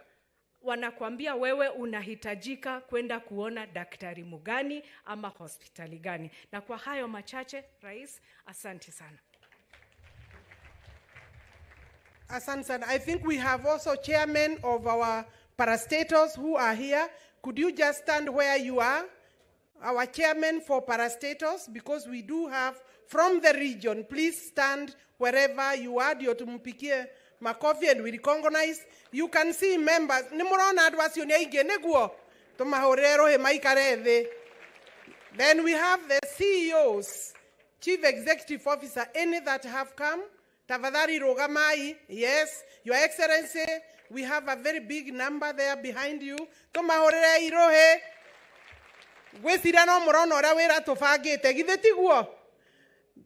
Your Excellency, yes, please sit down.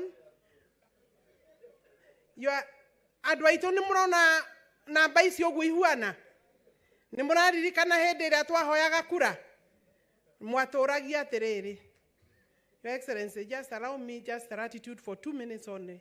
mwatũragia mwĩna ma githĩ tiguo mũkoria mwĩna ma tũthiĩ rũgendo rũu. Mheshimiwa Rigathi Gachagua was very clear with the entire team ati nĩtũkarorwo wega. Your Excellency, the numbers speak volumes. We don't have to say more. These people, if you look at Kindiki, ndiye mwenye security, hiyo ni kazi sawa sana upande hii ya region. Kuna Masi ndiye anatupanga huko cabinet. Madam Rebecca anasimamia regional region development and asals. Then we have Mũndũ wa Girigasha ndĩraigua ũguo nĩgetha andũ manyite wega. Ũrĩmi ni muhimu sana, maneno ya kahawa, maneno ya majani, hiyo ndio wanasukuma na wa deputy president. Arafu Jogona pesa kĩgĩna gĩothe nĩ ithuĩ kĩmwena ũyũ. Nĩmũranyita mũtikĩhũre rũhĩ wega. Arafu investment, trade and investment, rais alikuwa anajua sisi ni watu wa biashara. Sasa akatupatia Moses no nginya kila mtu afanye biashara, hata kama ana kazi ingine, kazi kidogo ya kando. Moses is working very hard. Arafu tuko na tuli andu watu muguda, sisi ni watu wa shamba. Hiyo maguta broti maguta rais akajua broti maguta hiyo iko upande yetu. Sasa I want to ask my colleagues, the PSS, musisahau, don't go. We will have a meeting in one of the tents where the members of parliament will be. Your Excellency, today I don't have my specs. Umekuwa mkali sana na sisi, na hiyo ni mzuri. Leo nilichukua ndio nisichelewe. Kuingia kwa maombi ukichelewa, alafu kuingia kwa kazi uchelewe. Nikachukua ma specs ya yule mtu mwingine anaitwa Wahome. Kufika nikajaribu kuvaa hii specs, Your Excellency. Naona ground iko sio level. Nikaendelea kusubukana na hiyo. Nikasidwa, kwani macho yangu imeshikwa na wale watu walikuwa wamekuja hapa na Worldcoin. Si kuna watu walikuwa wanaitwa Worldcoin. Ninasikia wakichukua macho yako itapotea. Sasa dereva ndiye aliniokoa. Dereva yangu ndiye aliniokoa. Akaniuliza, ama umechukua specs ya daktari? Nikaangalia sasa, nikaona frame. What I'm trying to say is kila mtu, kila waziri, kila PS tunafanya kazi vizuri. Your Excellency, we will not let you down. Tuko na programs ambaye they cannot wait to be rolled out. Upande yangu wa maji niko na all these dams that are called the colonial dams. His Excellency has asked for an audit as we are planning to roll out the bigger work of the mega dams.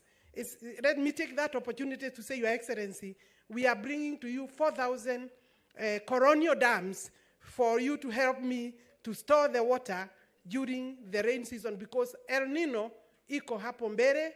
Tuone kama tutai desilt quickly, alafu ndio tupate maji wakati huu wa mvua. Thank you very much, Your Excellency. No, nimwake igua wera neturaruta hii? Nimwigua neturaruta? Lakini rais hapo usituchape kiboko sana. Sisi ni watu wako. Wakati tulizunguka kila pahali, tulikuahidi kazi tutafanya. Na kuna wale walikuwa wanashidwa, ati Kimani Ichung'wah, ati Rigathi Gachagua, ati Ares. Kwa sababu baba yangu hajulikani, ya Ichung'wah hajulikani, baba ya Gachagua ni huyo, si mnamuelewa hapa watu wa hapa mnajua pale wametoka. Kama ni Dede Nyoro hapa Kiandutu, kama sijui ni nani mwingine, nemwe Kiandutu neko. Wahubiri, mtusaidie, kwa sababu kuna wale hawajakubali tumefika pale tuko. Tumefika kwa sababu ya maombi. His Excellency, spread your arms and also embrace even the clergy. Ona todo no muratuhunjĩria, kuna wale clergy mtapatia maombi pia, ndio wakubali twende hii safari wote pamoja. Na mnawajua na wako na sisi ni marafiki yetu, so we also need to bring them on board todo nitugukira roeke hamwe. Asante sana. Sorry Kimani. Thank you CS Wahome. Your Excellency, unajua juzi wakati tulisema in our statement that for the avoidance of doubt there shall be no violence as agreed, anarchy and bloodshed in the political discourse of our country. And we also said for avoidance of doubt there shall be no handshake and nusumkate. There are people who had a problem with that, Your Excellency. Now I want to say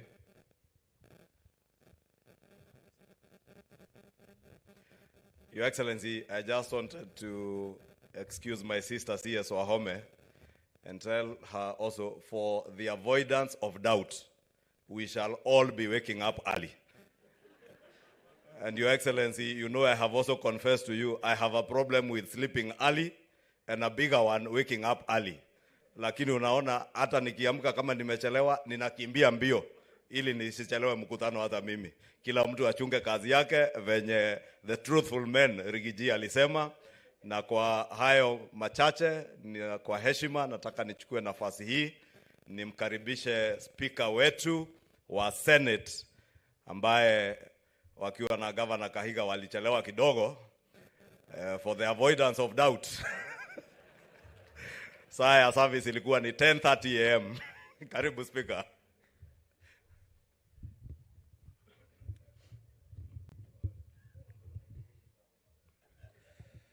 Your Excellency, the President of the Republic of Kenya, Dr. William Ruto, Your Excellency, the Deputy President of the Republic of Kenya, the Honorable Rigiji, Mama Pastor Dokas, allow me to go by the protocols as observed by those who've spoken before me,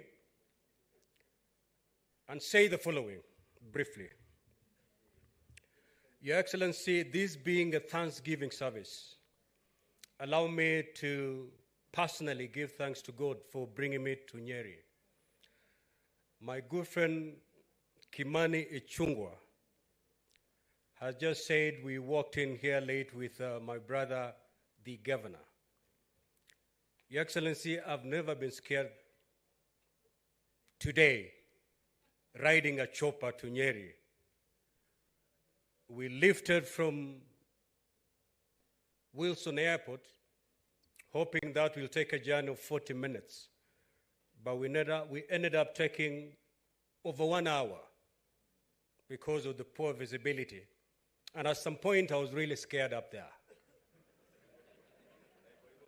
And the history of choppers in this country, especially the month of August, did not help. The pilot kept on, going in circles, finding a route. At some point, we even had to go backwards to reroute so that we can be able to land safely. And that's why we came late, but we thank God. He's brought us safe and sound. Your Excellency, in the Senate, there's a young senator, the senator for Kiambu, Senator Karungo Thangwa.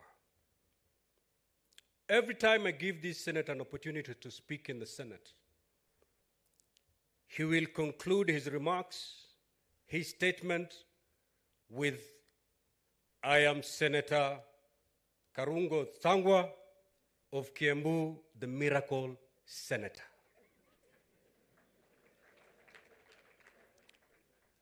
Your Excellency, having heard the speakers who spoke here before me,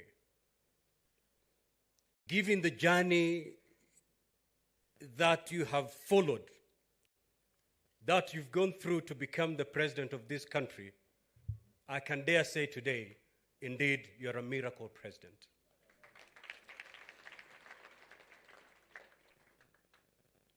Many never believed. And I said sometimes when in Kwale last week, the presidents of this country, that those who believe that the presidents of this country is a preserve of a few big names, and therefore a nobody in this country can ever ascend to the office of being called the President of the Republic of Kenya. But here you are. No big name. If you look at your three names, no big name is there. When you're campaigning, all obstacles are placed before you. But today you're here kwa sababu kuna Mungu aishie.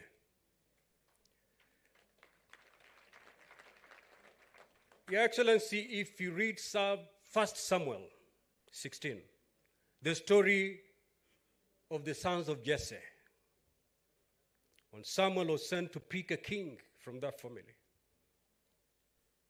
he did not bother. Jesse did not even bother with the last born. The first thing he did was to parade the first 7. But Samuel said, none of this is the anointed one. That boy who was in the field looking after the animals, that is the boy that Samuel said, call him here. And this is the one that the Lord has anointed. Nobody knew that a Kenyan bearing no big name as his surname will ever lift the Bible and swear that he is the president of this great nation. Your Excellency, you are indeed a miracle president. And because you're a miracle president, your presidency is not going to be smooth. Because the very same people who believe that the president is a preserve of big names, they are still in shock. They cannot believe you're indeed the president, and they'll fight you. Many obstacles will be placed on your way. The recent happenings have got nothing to do with the economy of this country. Absolutely nothing to do with the economy of this country. Because the economy of this country, the cost of living of Kenyans did not worsen by William Ruto becoming the president of this country. In fact, it became worse during their reign. They did nothing about it. So they're using it just as an excuse, because they're yet to believe, indeed, that a son of a nobody, a boy who started his business by selling chicken, today is the president of this great nation. Kwa hivyo rais, hii maandamano unaona wasitudanganye, ni visababu. Manake mwanzo hawajakubali na hawatakubali. We want you and we pray for you, Mr. President, to ruthlessly focus on the plan. That plan that you sold to Kenyans. Because the only thing that made you be elected as the president is the plan that you presented to Kenyans. Hii mambo yote inafanyika ni kukutoa katika macho yako kwenye utekelezaji wa ile ruwaza yako, so that waanze kupigana nao, miaka 5 iishe na hujafanya chochote. Mr. President, stay focused on that plan. The cost of living of this country, the cost of living of Kenyans, will not be lowered by people going to the streets. The cost of living in this country will never be lowered by 2 men sitting in a room discussing. But the cost of living in this country will be lowered if the president is allowed to implement fully his plan. That is the only way. Haya mambo mengine Waswahili wanasema ni hadithi za abunuasi.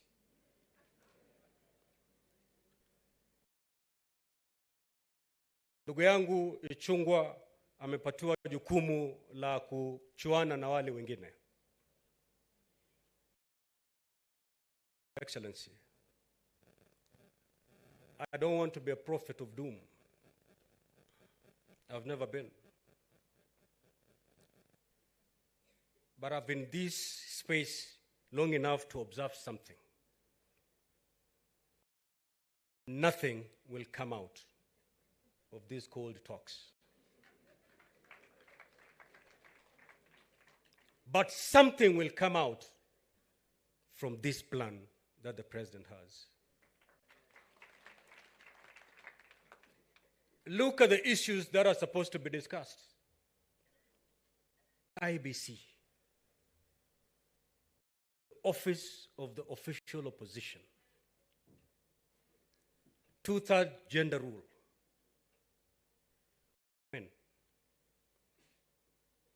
If you ask the president, he'll tell you. Immediately he was sworn in, he wrote a memorandum to the two speakers, me and my brother Wetangula here. And those are the very same issues that are now pending in both houses of parliament. So then why should this become an agenda of discussion outside parliament? We are already fixing them. We are fixing IBC. In fact, in the Senate, there is a pending bill on the issue of the 2/3 gender rule.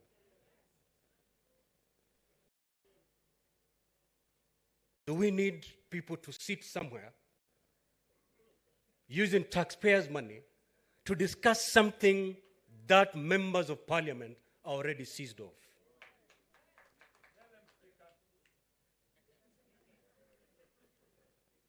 Your Excellency, I was pretty shocked. Your Excellency, I know my time is up. The only way we can lower the cost of living is to have our farmers stay in the farm. To have our businesses stay open, especially during this rainy season. Now, instead of allowing our farmers to stay in the farm, you're telling them every week for 3 days, don't go to your farm, go to the streets. When are we ever going to have food in this country? How are you going to grow the economy if you're telling all the matatu drivers to down their keys for 3 days every week?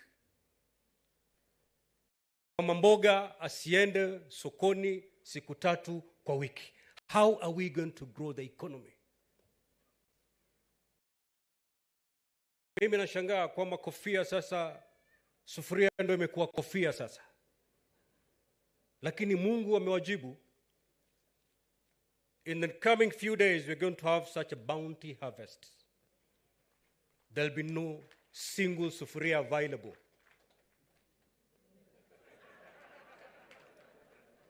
Not even one sufuria will be available for them to put in their heads, because all sufurias in this country will be full of food because of an agenda that the president implemented. Kuwapatia wakulima pembejeo, farm inputs, a program of the president to lower the cost of living. That is the way we are supposed to go as a country. And that is the way the president is taking us. Allow me 1 minute, Ichung'wah, to discuss the Finance Act. Because imeleta kero sana na inatumika kupeleka watu maandamano. Mr. President, a great leader will never lead his people to where they want to go. A great leader will lead his people to where they're supposed to go. When you took over the reign of this government, I remember our first meeting in Karen, and we were told, as a country, we inherited only 90 million Kenya shillings in cash as a country. The debt portfolio was worrying. As a president, you could have decided to go the popular way. Let me not tax.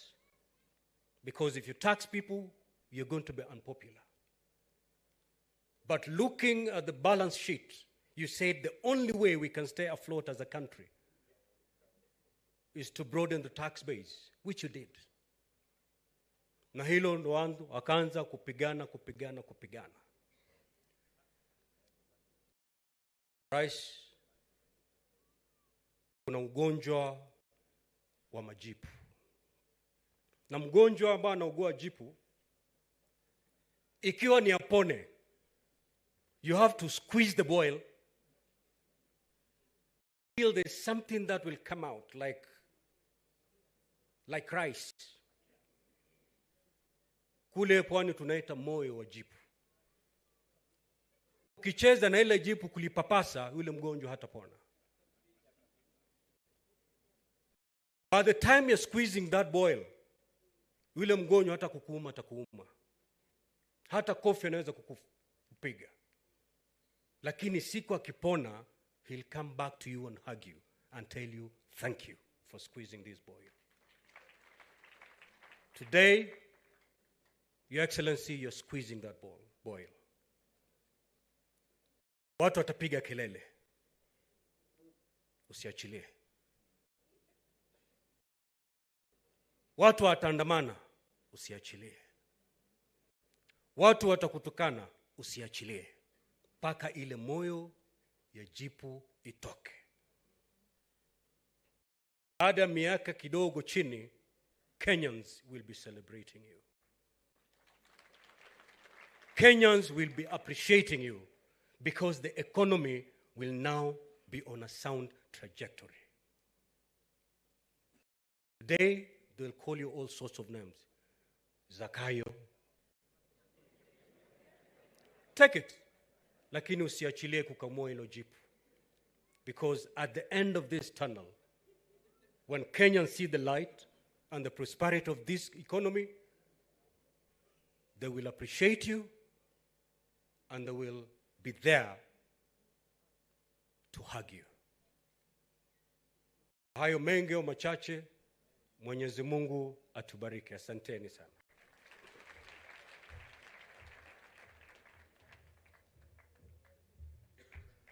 Asante Speaker wetu wa Senate, Mheshimiwa Rais, nikubalie nimwalike Speaker wetu wa Bunge la Kitaifa National Assembly, Speaker Moses Wetangula aka Papa wa Roma.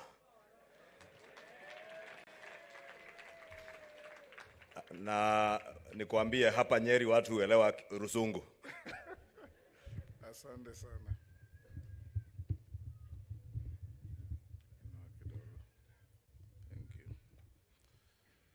Thank you very much, my majority leader, Your Excellency, our President, our Deputy President, Mama Pastor Dorcas, Mheshimiwa Musalia Mudavadi, mawaziri, governors wetu, waheshimiwa wabunge na waheshimiwa viongozi wa dini.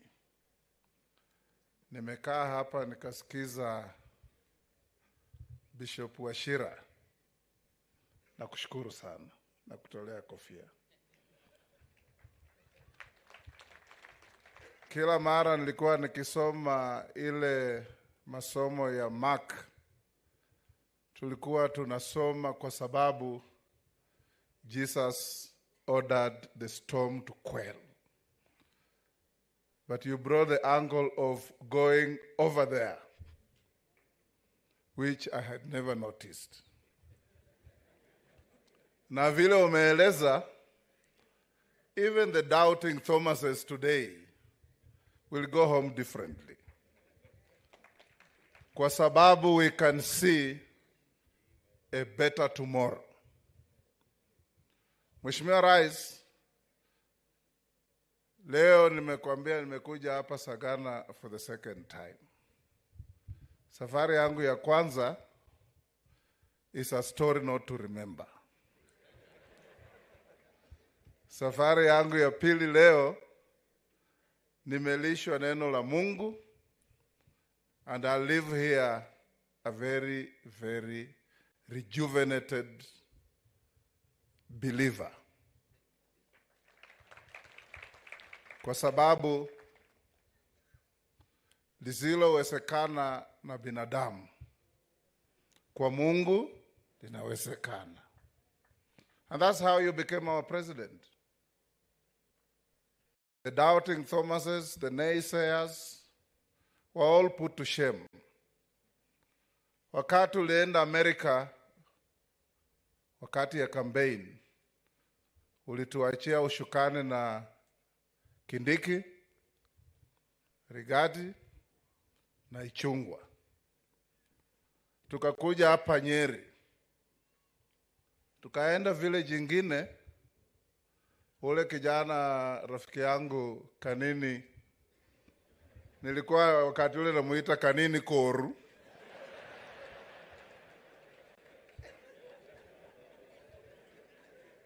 Alikuwa ametuma akanywesha vijana pombe. Tulipofika huko, nikaachia Rigathi akakoroka kwa Kikuyu mpaka walevi wakaanza kusema, wapi Ruto? Wapi Ruto? Wapi Ruto? Jioni nikampigia Kanini nikamwambia, pesa zako zililiwa bure ndugu yangu. Mambo imebadilika. And it was like that everywhere. An unstoppable political storm. Even those who behaved like Canute, the king who thought he would order the tide to stop, were consumed by the tide. And today, they watch in disbelief as you reconstruct the country. All great leaders in the world don't inherit working economies and build any legacy.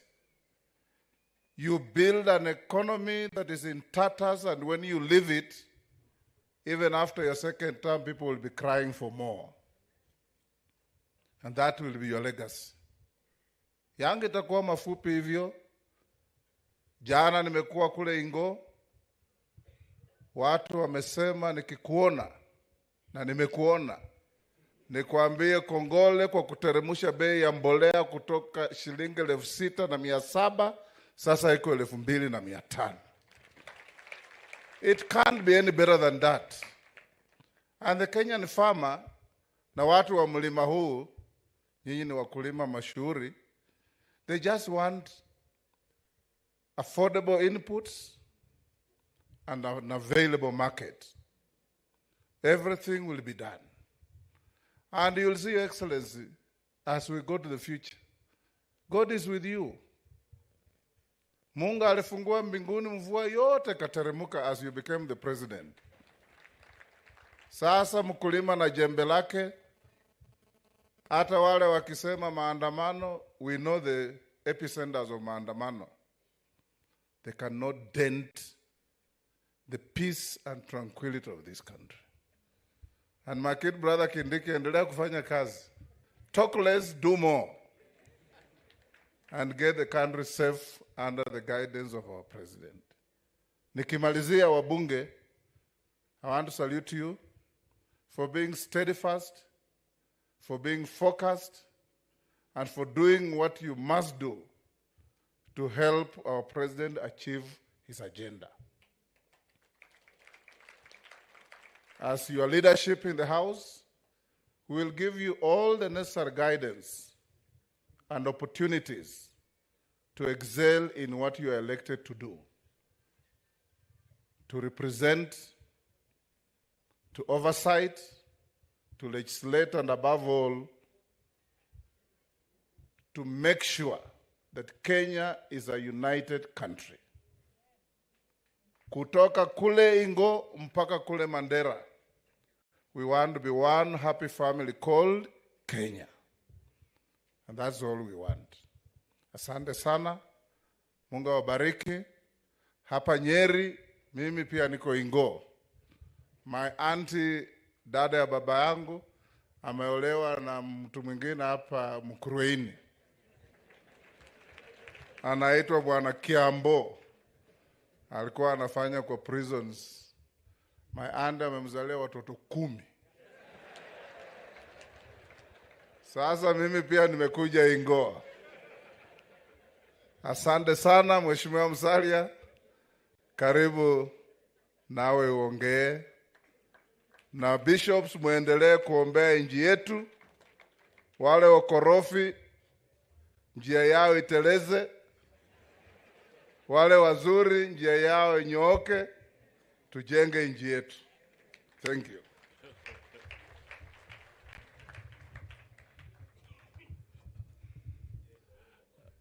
Asante sana Papa wa Roma. Your Excellency the President of the Republic of Kenya, Mheshimiwa William Samoei Ruto, Deputy President Mheshimiwa Rigathi Gachagua, Madam Dorcas, wenzangu wa serikali, waumini wote, the clergy, ndugu na dada Muriega. Habari yenu? Muko salama? Asante sana. Your Excellency, there's a saying that you do not judge a book by its cover. There's another one that says, do not judge somebody by his appearance. I must acknowledge when Bishop William came to stand here, he could barely tower above the podium.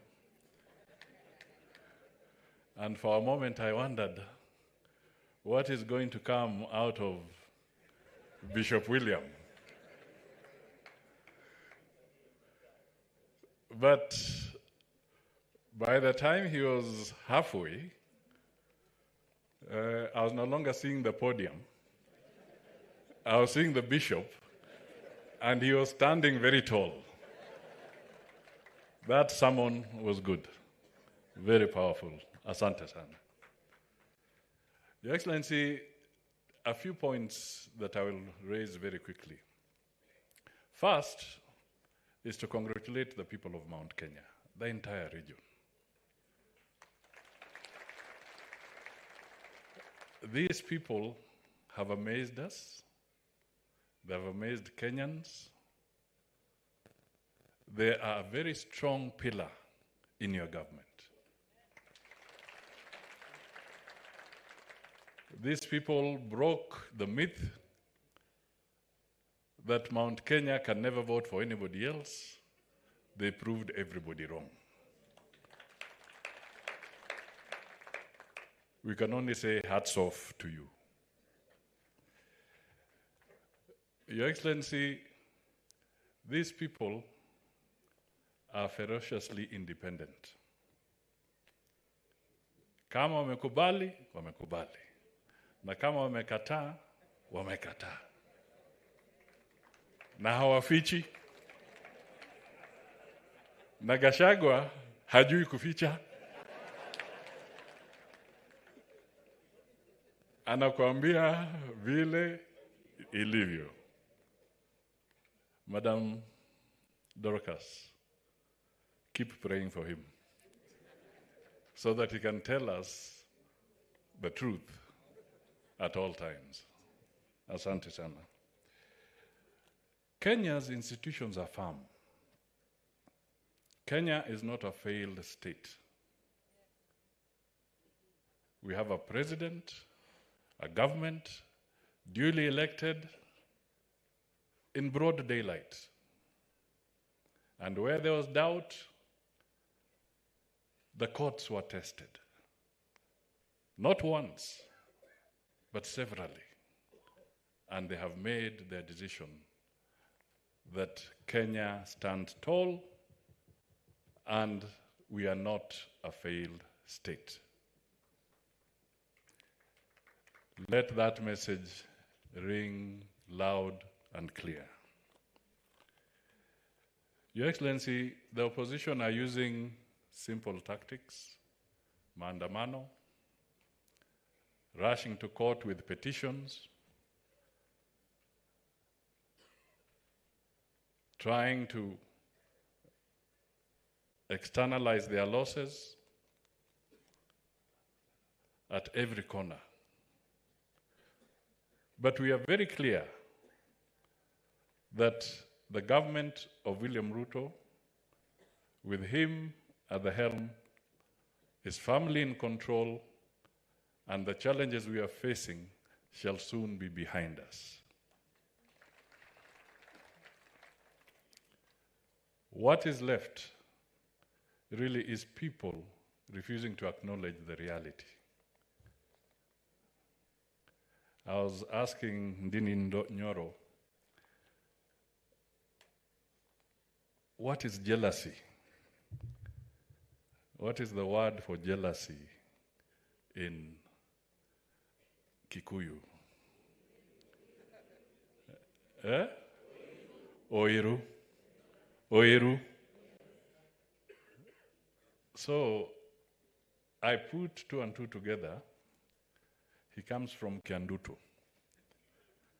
And I said, bishops, we should pray ama tuambia watu aterere enywe.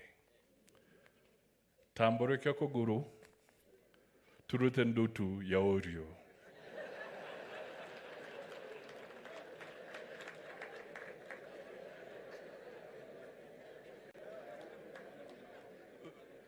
Nego kanatigo. Because what we need to do is just to help these people to come to terms that William Samoei Ruto, Rigathi, our leaders, and they must now get rid of this jigger of jealousy so that we can move forward. And I'm sure Kenya will reach very strong heights. The president has made tremendous steps. His diplomatic scorecard within the few months that he has been at the helm is extraordinary. How many heads of state have come here in these last few months? If you go back into history and you ask yourself, have you ever seen that array of heads of state and government coming into Kenya the way they have come within such a short time?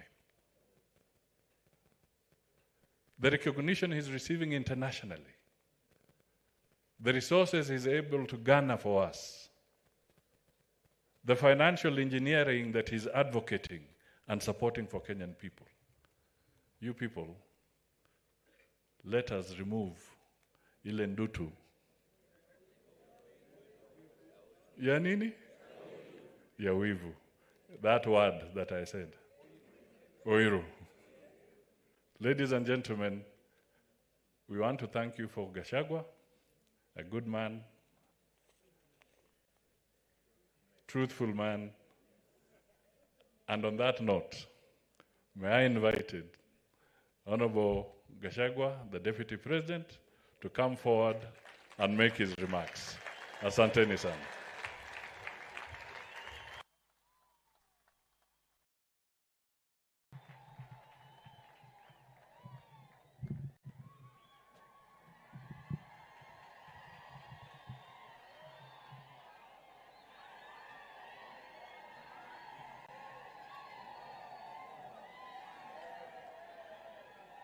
Haya, asante. Kiongozi wetu, Rais wa Jamhuri ya Kenya, Daktari William Samoei Ruto, Waziri wetu mkuu, Mheshimiwa Musalia Mudavadi, maspika wetu wote wawili wa Bunge la Kitaifa na la Senate, magavana wetu, senators wetu, members of parliament wetu, baba wetu maaskofu na kanisa, majirani wapya wa Rais William Samoei Ruto, watu wa hapa Ruguru na Madera na Nyeri kwa jumla, mliagado itu. muri okuo ni mucerire kwa muthamaki mwibere ta muhuko wa shati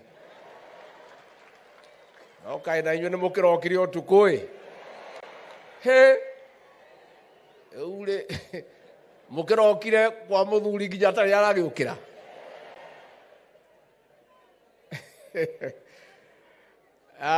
rais wetu,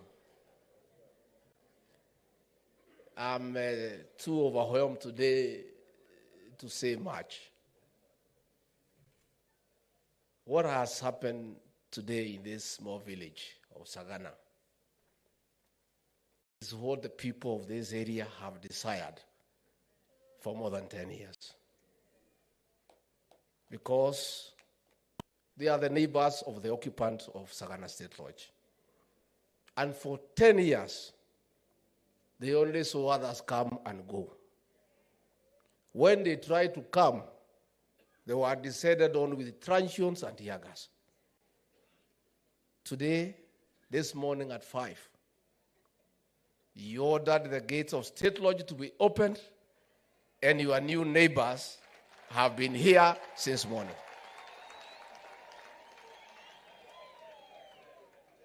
And rais wetu hawa ni majirani wako. Na ni watu wazuri sana. Utakuja kuwaelewa. Sasa wewe ndio mwenye hii boma for the next 10 years.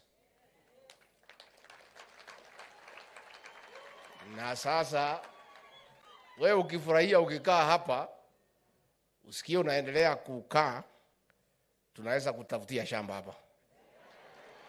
Lakini bei hapa ni kali, hawauzangi. Mimi niko na eka 3 niliwachiwa na mzee Gachagua. Nimejaribu kupata shamba hapa ninunue. Nobody can sell to me. Kwa sababu we have water for irrigation. Na tunalima mishiri, pilipili hoho, strawberry, viazi, mboga. Na ukiangalia hawa kina mama hata huwezi kuona kama wanazeeka kwa sababu ya kula vegetables na kupata minerals. Sasa soko ya mboga na carrot iko hapa kwa Rais William Ruto.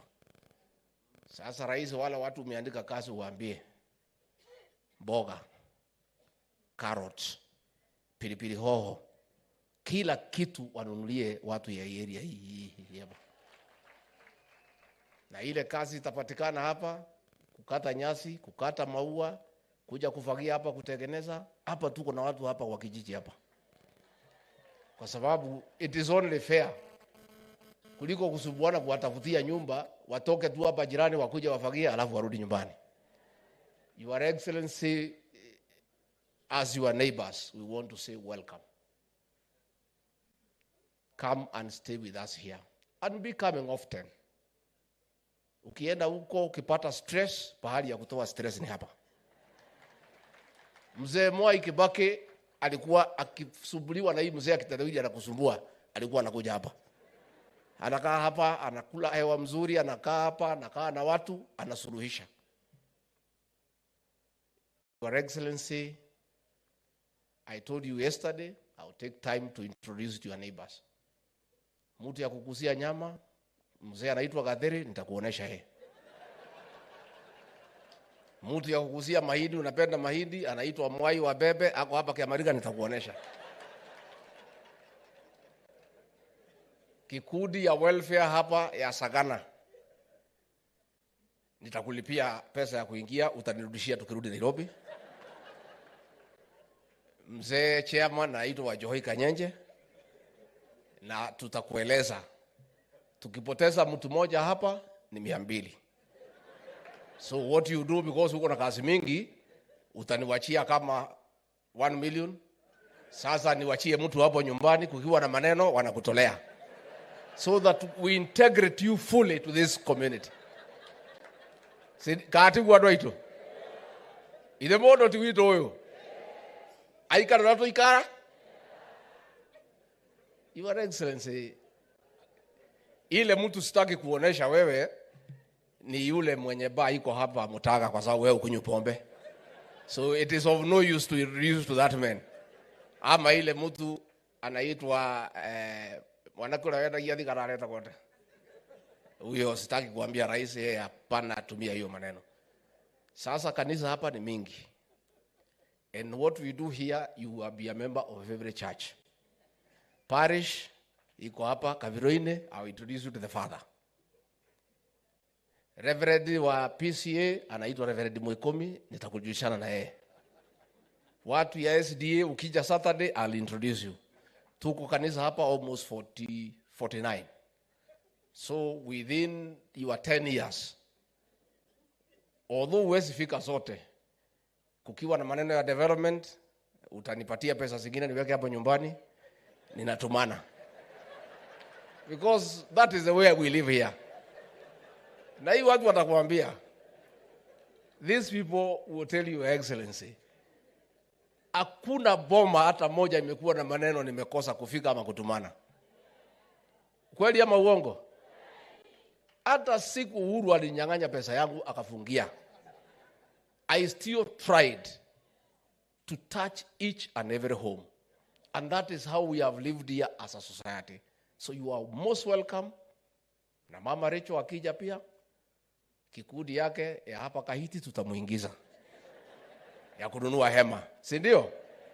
Mama Rachel aingirio kikundi ya timia, ndio tuishi mzuri na wewe rais. That is what we have missed. Wale walikuja hapa kuliko kutukaribisha ni kutupiga na tear gas, na kutupiga na kutuumiza for no reason. Mimi nilikuwa hii boma between 2013 and 2017, nilikuwa mwenyeji hapa. Ile mtu alipoleta salamu nikafukuzwa na hii watu. Na ndio nasikia hii maneno ya salamu tukiisikia tunakuwa na uoga. Mundu wanarumo ni nyamu jiro ona kanyugwa gekate. Ndio hiyo unaona tuko na hiyo uoga, because we lived well here with our brother Uhuru Kenyatta. Very well. I would come here, tunaongea, tuna present issues. But when alienda kwa hiyo maneno, I don't know what happened. Up to today, I'm still confused. Because the man we know is not the one we got. Hii state lodge, Your Excellency, tumekuomba. Kwa sababu tumeanza na maombi. Please transform this state lodge to be a place of peace, love, and development.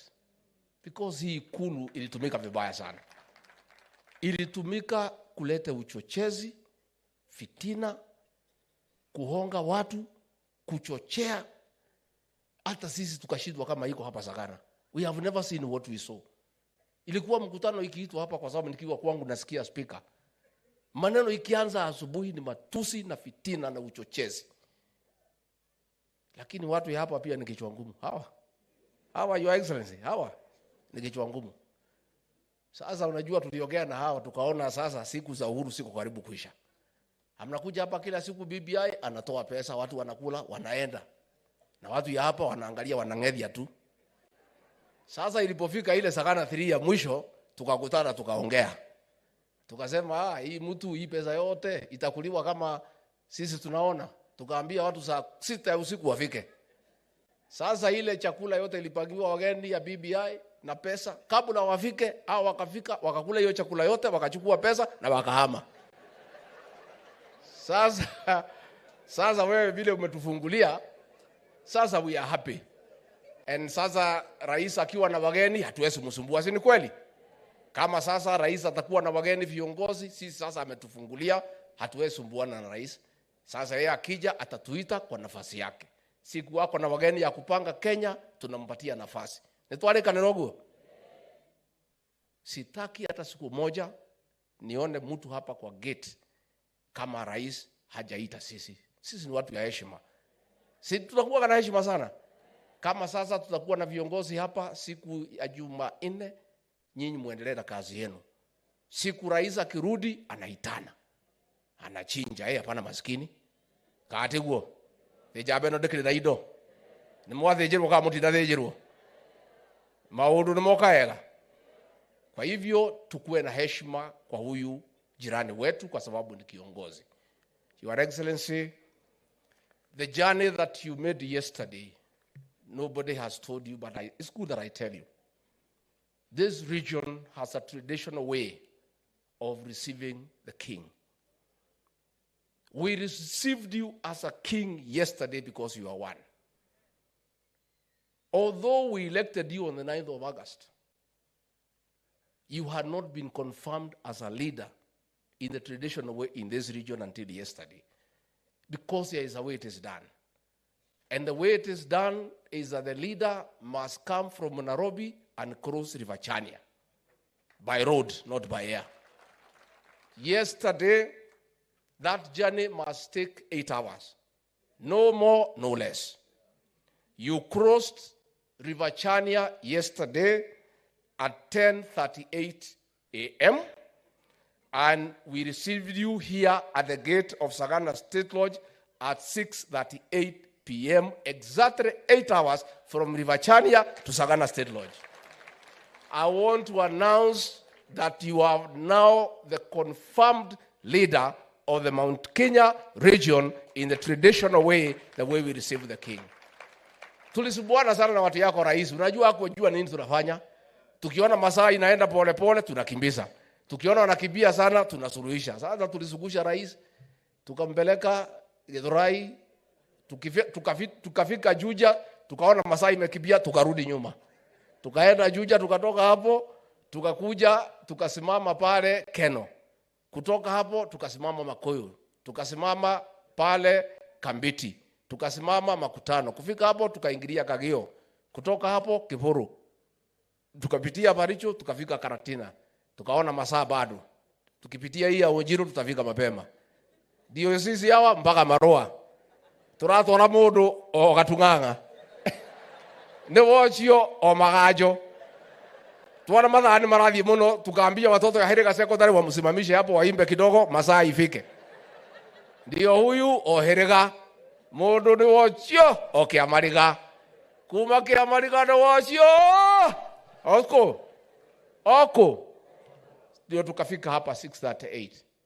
Your Excellency, for us in this region, we made a conscious decision.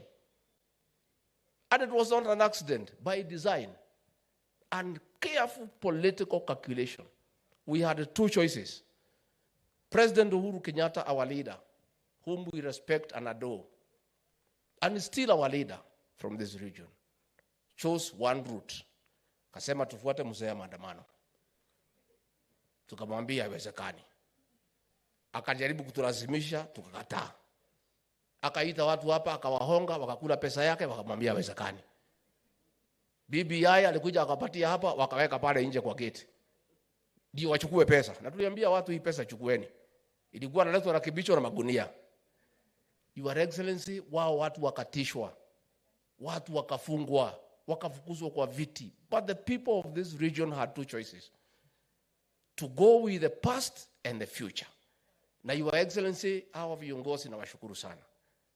Huyu Kimani Ichung'wah, Dede Nyoro, Alice Wahome, huyu Anne Waiguru, huyu Faith Getau, we sat down and we weighed the options.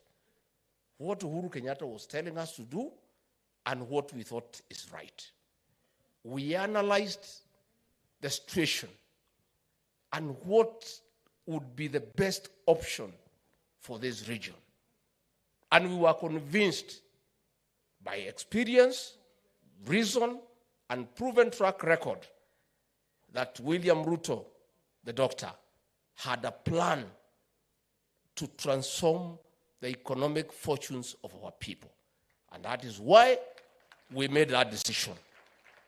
So, Your Excellency, we want to say, nimeona watu wakipiga kelele ati sisi ni wengi kwa serikali ya William Ruto. Yes. By choice, by strategy, by design. Yes. Si tulikaa chini tukapanga. Hii maneno ni ya kupangwa.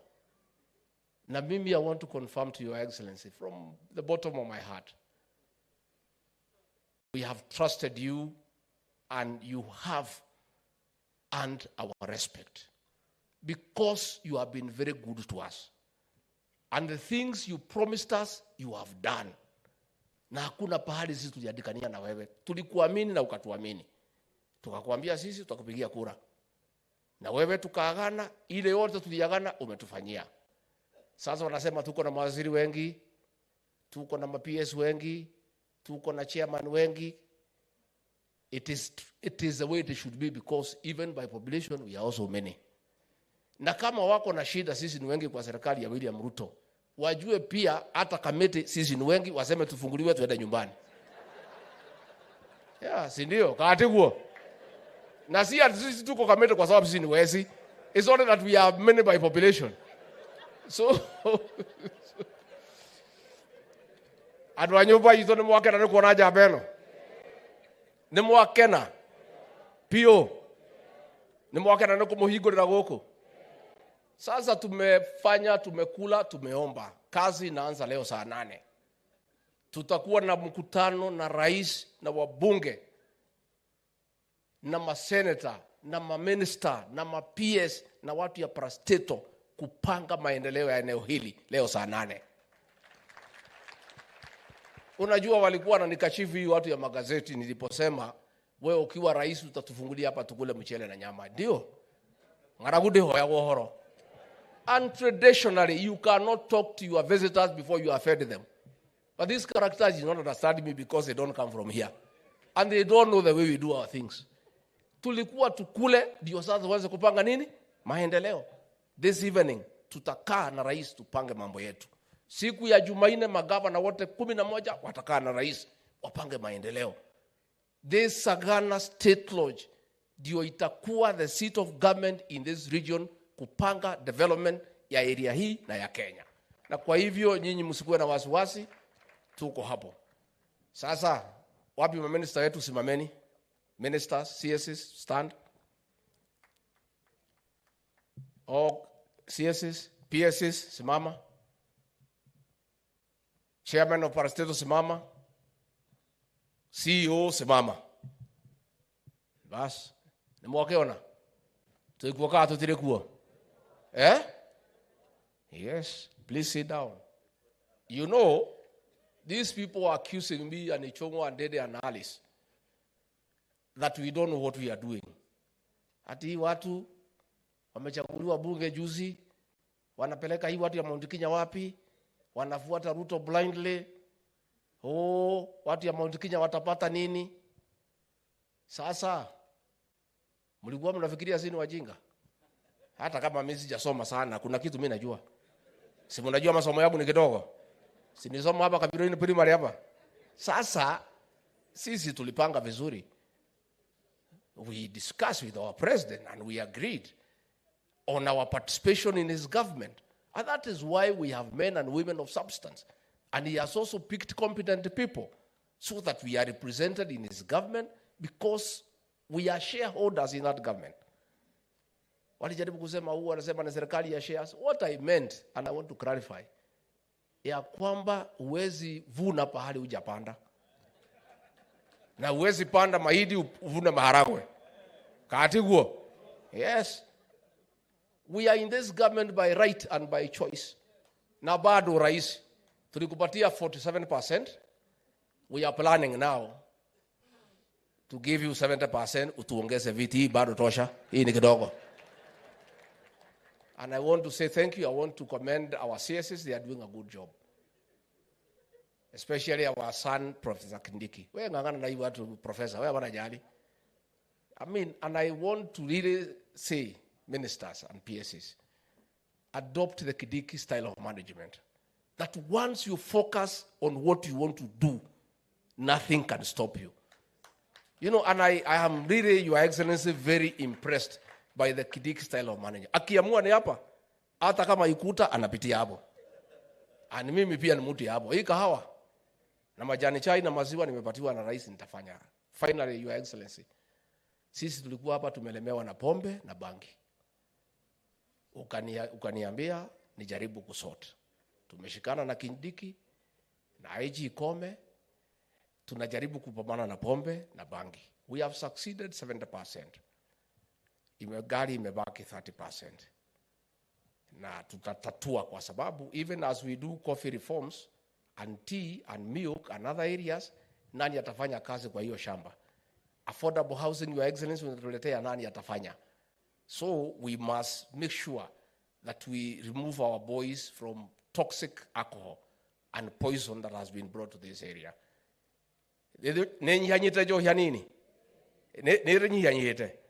So it's okay, Your Excellency. Tutajaribu pahali tutaweza.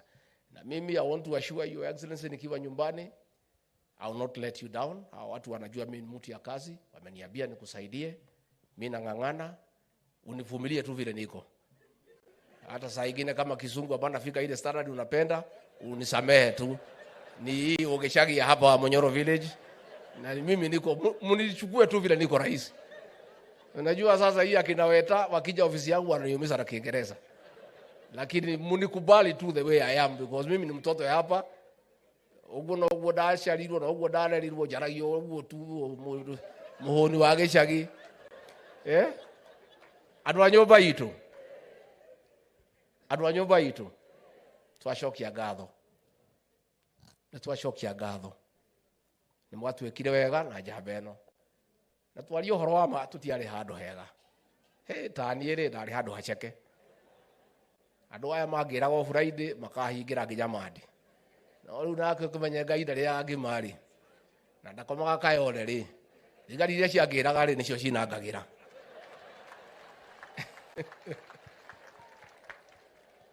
Andũ a nyũmba itũ kuma ngoro-inĩ yakwa thĩinĩ amũkĩrai ngatho ciakwa. Mwatwĩkire wega mũno na tũtirĩ na ciugo cia kanua cia kũigana kuga nĩ mwatwĩkire wega. Ahunjia aitũ asanteni sana, nĩ mahoya tũtikariganĩrwo. Mwatwĩta kanitha-inĩ no tũrĩũkaga.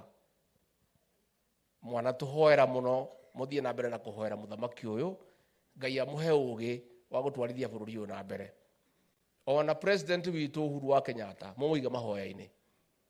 Ngai amũteithie agĩe na ngoro ya kũiganĩra atĩ njamba ĩno nĩyo president wa Kenya na nĩ itua rĩa Ngai mwĩtĩkĩrĩte. Katiguo mũmũhoere president witũ atige ndeto itarĩ njega cia gũthiĩ maandamano na kũruta mbeca cia gũthũkia bũrũri. Aiganĩre atĩ Ngai amũtuire mũthamaki mĩaka 10 na atũcokerie ngatho ndagandũthũkĩrie bũrũri. Tondũ nĩ mũkũmũiga mahoya-inĩ.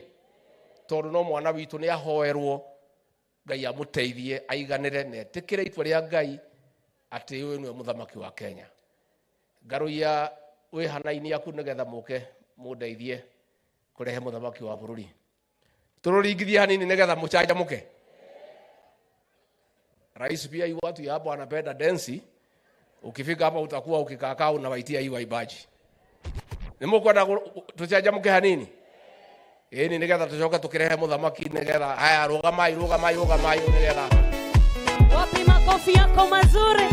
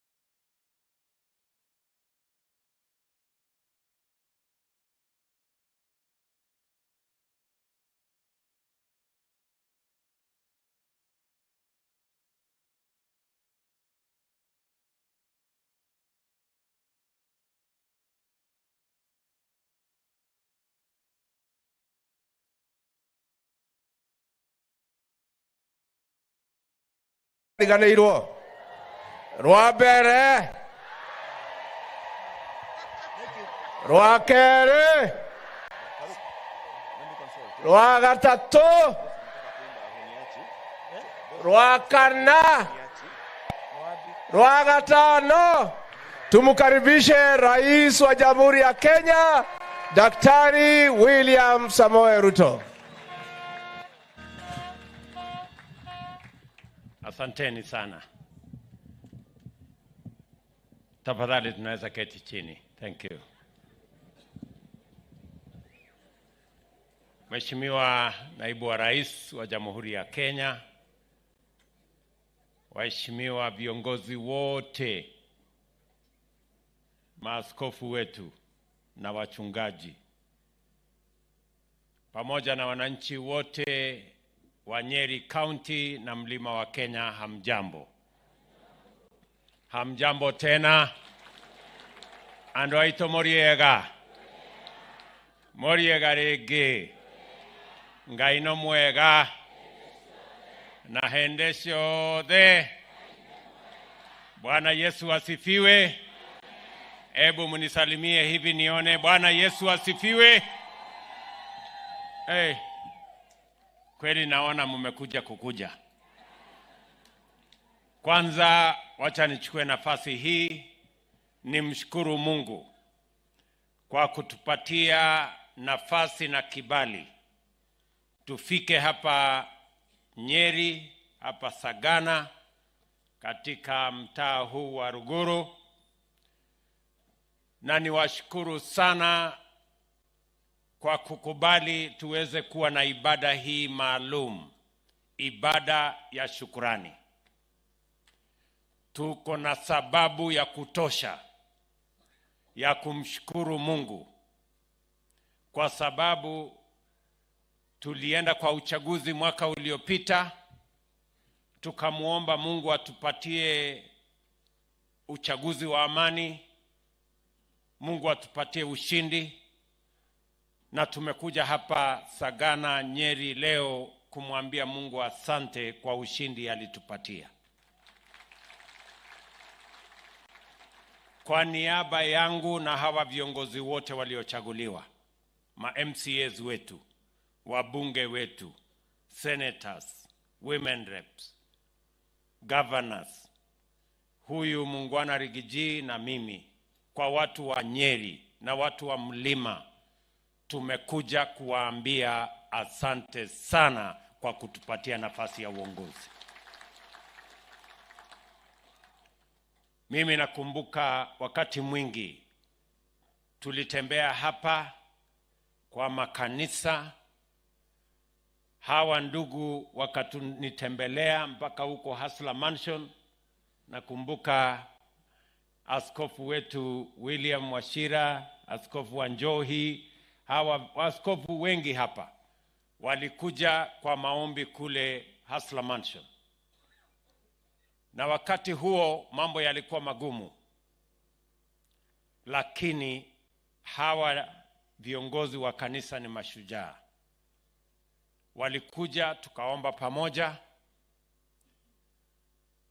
Wakati huo wakatabiri ya kwamba tutapata ushindi. Leo tumefika hapa kusherehekea ushindi huo.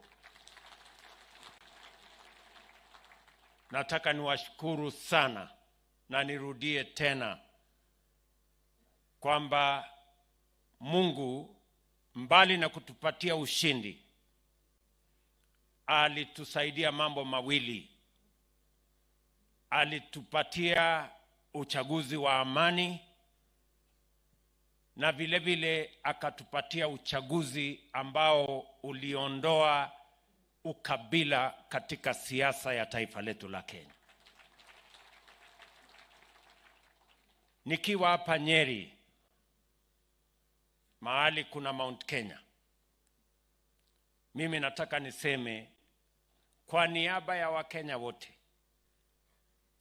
niwashukuru watu wa Mlima Kenya. Umefanya mambo mawili ya muhimu katika historia ya taifa letu la Kenya. watu wa mlima walikuwa mstari wa mbele wakati tulitafuta uhuru wa taifa letu la Kenya. Kwa niaba ya Wakenya wale wengine wote, nataka niwaambie asante sana. Leo tuko taifa huru kwa sababu wengi wa Wakenya, wakiwemo mstari wa mbele watu wa mlima Kenya, walipigana ndio tuweze kupata uhuru wa taifa letu la Kenya. Ya pili, hapo katikati siasa ya taifa letu la Kenya ilikuja ikatekwa nyara na ukabila. Na Wakenya wengi walikuwa wanashangaa, hii ukabila tutaiondoa vipi katika siasa ya taifa letu la Kenya? Mara nyingine tena, ninyi kama watu wa mlima Kenya, bila ya Wakenya wengine kufikiria ama kupanga, kaamua ya kwamba nyinyi ndio mtaongoza kuondoa siasa ya ukabila katika siasa ya Kenya. And I want to say in a very special way, the people of Mount Kenya did the unimaginable. They did the unexpected. Watu wengi hawakuamini ya kwamba watu wa Mount Kenya wanaweza kumpigia kura mtu ambaye si wa Mount Kenya karibu 90%. Na mimi ndio nasimama mbele yenu kusema, on behalf of the people of Kenya, you have made our country proud. That in Kenya today we can say we can vote for a leader, we can vote for a party devoid of our ethnicity, and that we have put our nation on a new trajectory, that Kenya will never be the same again. We are going to be a different nation. Na nawashukuru sana. Nasema hivyo kwa sababu mambo mengi yalipangwa. Fitina nyingi zikaenezwa. Uchochezi mwingi ukawa kati yetu. Lakini mulisimama imara. Mukakataa ukabila. Mukakataa uchochezi. Mukakataa chuki. Nyinyi mtabarikiwa na Mungu.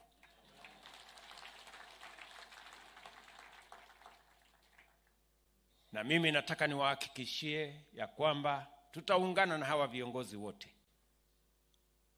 tuweze kubadilisha taifa letu la Kenya, because we have a historic moment as a people. We have a historic moment as a nation to change our country and change it for good.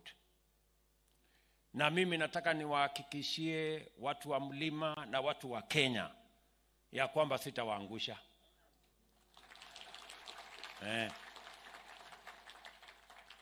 Mukiona vile nakaza hawa marafiki zangu, viongozi wenzangu, ni kwa sababu mimi sitaki aibu ya kuwaangusha. We will not fail you.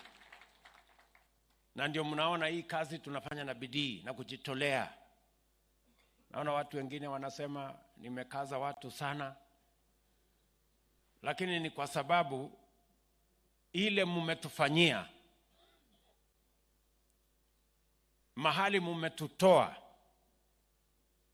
hatutaki ifike siku ya kwamba nyinyi mtasema ile juhudi yenu imeenda bure. We have to work hard so that we can justify the faith, the commitment, the sacrifice you have made to make us who we are. Na ndio nazungumza na hawa viongozi wenzangu kila mara, kuwaeleza ya kwamba kwa vyovyote, whatever it takes, we cannot fail these people. We cannot fail the people of Kenya. Na ndio mimi nataka niwashukuru sana. Mimi nimefurahi sana kufika hapa Sagana Rigiji deputy wangu jana tumesimama pale Kiamariga hapo madukani, ameniintroduce kwa watu wa hapa, watu wa nyumba 10. Ameniintroduce kwa ule Mwangi wa Mbembe. Mimi nimekula mahindi jana, nimeona kweli anatosha. Ameniintroduce kwa mtu ya kuuza nyama, na sasa mimi nitakuwa mtu ya kijiji hapa. Ile maneno yote ya kijiji hapa, tafadhali msinisahau. Wakati mnaitana, munitumie salamu pia niweze kuwa kwa hiyo kikundi. Na niko na mtu yangu ya kunifikishia maneno, Rigiji yuko hapo. Nimefurahi sana kufika hapa.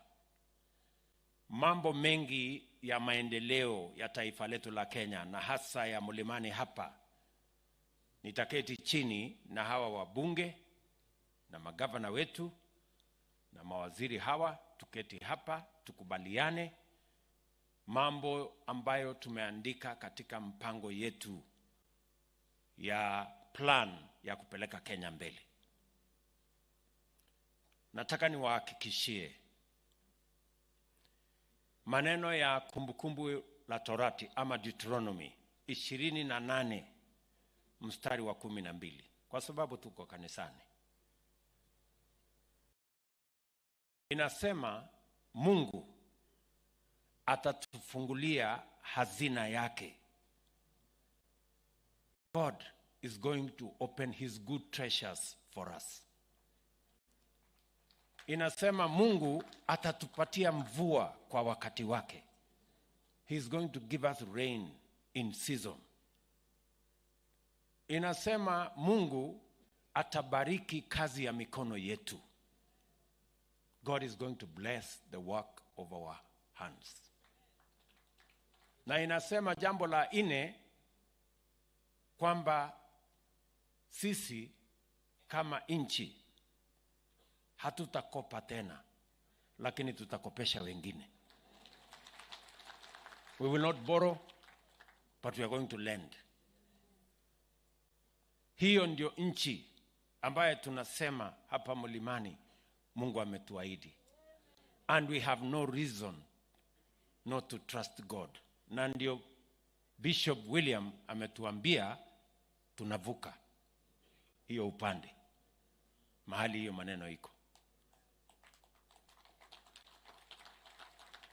Mimi nataka niwahakikishie tunafanya bidii na hawa ndugu zangu, deputy wangu, mawaziri na wale wengine wote, ma-PS wetu, tunafanya bidii na wao. Niliwaeleza ya kwamba kazi yetu ya kwanza ni kudhibiti uchumi wa taifa letu, to stabilize the economy of our country. Kwa sababu tulikuwa pahali hatari sana. Mahali madeni ilikuwa nyingi na mpango wa vile tutayasuluhisha hatukuwa nayo kikamilifu. Napenda kuwaeleza ya kwamba we have stabilized the economy of the Republic of Kenya. Tumehakikisha ya kwamba mambo ya kukopa madeni kulia, kushoto, mbele na nyuma na juu na chini tumekomesha. Katika budget tuliyopeleka bunge, huyu nilimwambia huyu kijana Ndindi Nyoro, kwa sababu yeye ndio chairman wetu wa budget. Nikamwambia hakuna budget itaenda kupelekwa bunge ya madeni. Tukaondoa madeni karibu nusu trilioni ambayo ilikuwa imewekwa huko, tukaondoa. Tukasema we must build this country on the solid foundation, not on the foundation of debt. Na tumedhibiti uchumi sasa. Maajabu ni kwamba wiki iliyopita waziri wangu wa fedha yuko hapa, bwana profesa. Sasa unajua tuko na deni kubwa tulikopa, inafaa kulipwa mwezi wa 6 mwaka ujao, ya $2 billion huko mwezi wa 6 mwaka ujao. Sasa wakati tumeketi chini tumepanga na tumesema hii deni hatuwezi kungoja mpaka next year. Tumeanza sasa kuipangia vile tutalipa mapema. Sasa wale watu wakora wanaitwa credit rating agencies. Wale wamezoea kutumia ukora kuongeza madeni yetu. Wakasikia tuko na mpango ya kulipa deni kabla haijafika siku yenyewe. Sasa last week wameandika mabarua kulalamika. Mbona Kenya inataka kulipa madeni mapema? Mbona? Kwa sababu walikuwa na ngoja ati tu default tuko mbele. Na huyu profesa nimepata mtu ambaye anajua maneno. Ndiye aliniambia hii kitu wacha tupange mapema. Tukatafuta marafiki. Sasa hii deni tutalipa kabla siku yake. Ndio wale wametupangia watakoma, wataambulia patupu. Na kwa sababu tumesema we are building our country on the solid foundation of our economy built around the taxes we raise. Na tuko na mwalimu ambaye ametufundisha hii kazi. Huyo mwalimu ni mtu ambaye alitoka na huku Nyeri. Mnajua mzee Kibaki wakati alichukua usukani kama rais, tulikuwa tunakusanya bilioni 200 kama taifa.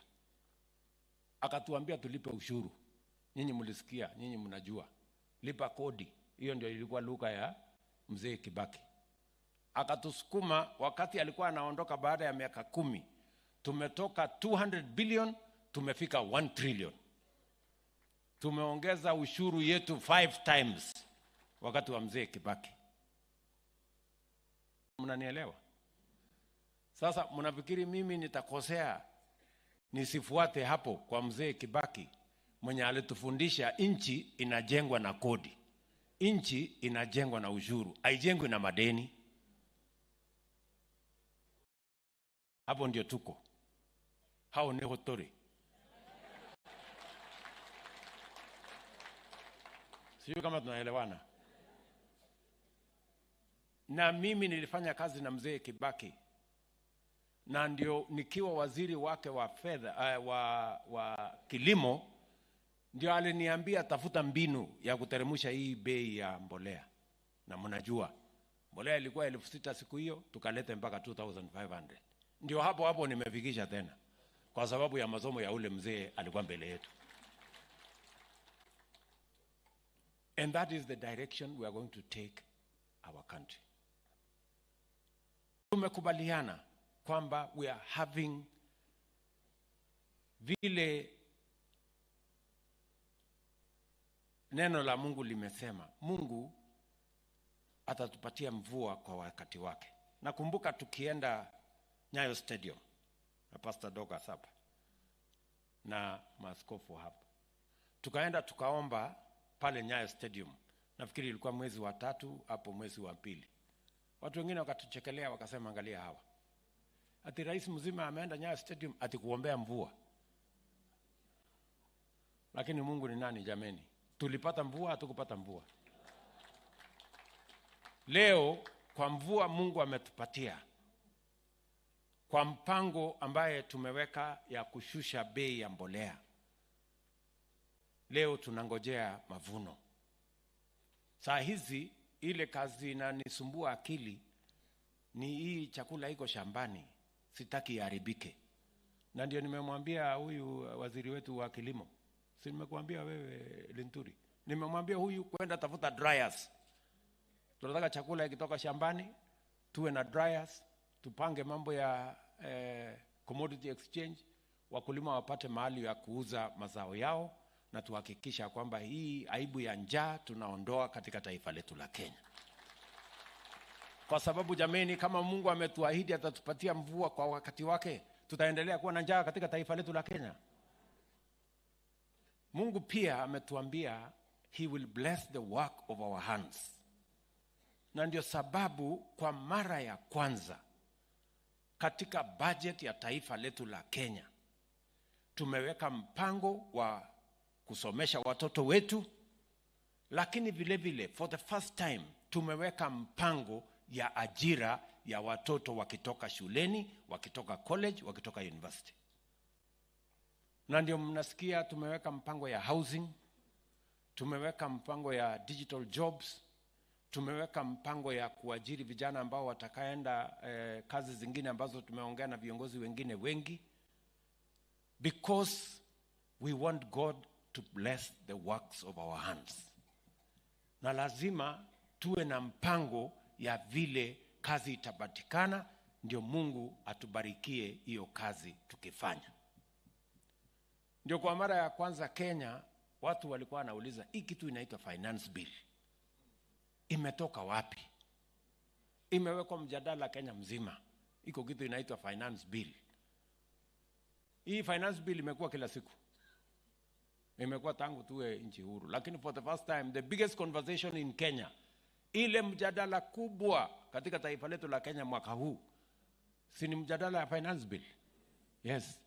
Because we are discussing the economy, and we are discussing how we can run away from debt, and how we can raise local resources, and how we can create jobs for our young people. Katika hiyo budget, mbali na kupanga vile tutapata ajira ya vijana wetu wanahangaika kwa pombe na bangi na madawa, na tukiwatoa huko lazima tuwapangie kazi ambayo watafanya. Na ndio tumesema vile vile katika hiyo mpango ya budget, ile mambo yote ambayo tunaweza kutengeneza hapa Kenya, hatutaki tena tuagize kutoka nchi zingine. Tumesema simiti, na nimemwambia Moses Kuria. Si unajua waziri? Tumekubaliana na huyu Moses Kuria. Simiti, chuma, furniture, sijui samaki, ile inatolewa sijui China na wapi na wapi na wapi, hakuna tena. Tutakuwa tunavua samaki Kenya, tunatengeneza furniture Kenya, tunatengeneza chuma Kenya, tunatengeneza simiti Kenya, tutapanua factories zetu, iajiri vijana wa Kenya, tujenge uchumi wa taifa letu la Kenya, ndio tuweze kuondoa umaskini katika taifa letu la Kenya. Mungu atatubarikia kazi zetu za mikono namna gani, ndugu zangu, kama hizo za kazi hatujaipangia? How will God bless us? How will God bless the works of our hands if our young people are jobless? Hiyo ndio mpango yetu. Na kabisa mimi nataka niwahakikishie ya kwamba mpango yetu kwa mambo ya kilimo, nilimwambia Rigiji, brokers, cartel, wakora, watoke kwa chai, watoke kwa kahawa, watoke kwa mambo ya maziwa yetu, tupange hiyo kazi ifaidi wakulima wetu. Amefanya mkutano ya chai, ameita watu wote. Amefanya mkutano ya kahawa, anapanga ya maziwa. Ndio tuhakikisha kwamba hiyo sekta yote tunaipangia vizuri. And I want to give you my commitment ya kwamba pale tunajua ndio inabeba watu wengi. Kilimo, tukisuluhisha matatizo yetu ya kilimo, tutaweka utajiri kwa watu wengi katika taifa letu la Kenya. And that's what we are going to do. So mimi nawashukuru sana. Hiyo mpango yote tumeipangia vizuri, na Mungu atatusaidia, atatubarikia. Hawa maaskofu, mmesikia Pastor Dorcas amesema hii serikali ilipatikana kwa maombi na itasimamishwa na kuendeshwa na maombi. So muendelee kutuombea, muendelee kuombea taifa letu la Kenya, na sisi tutafanya bidii upande wetu. Nataka niwashukuru wabunge wetu. Hawa wabunge wetu jameni, wapigie makofi. Wametupitishia mambo kule bunge, walikuwa wanapatiwa vitisho. Wanaambiwa so kitaumana, sijui hautarudi hapa, sijui utaenda wapi.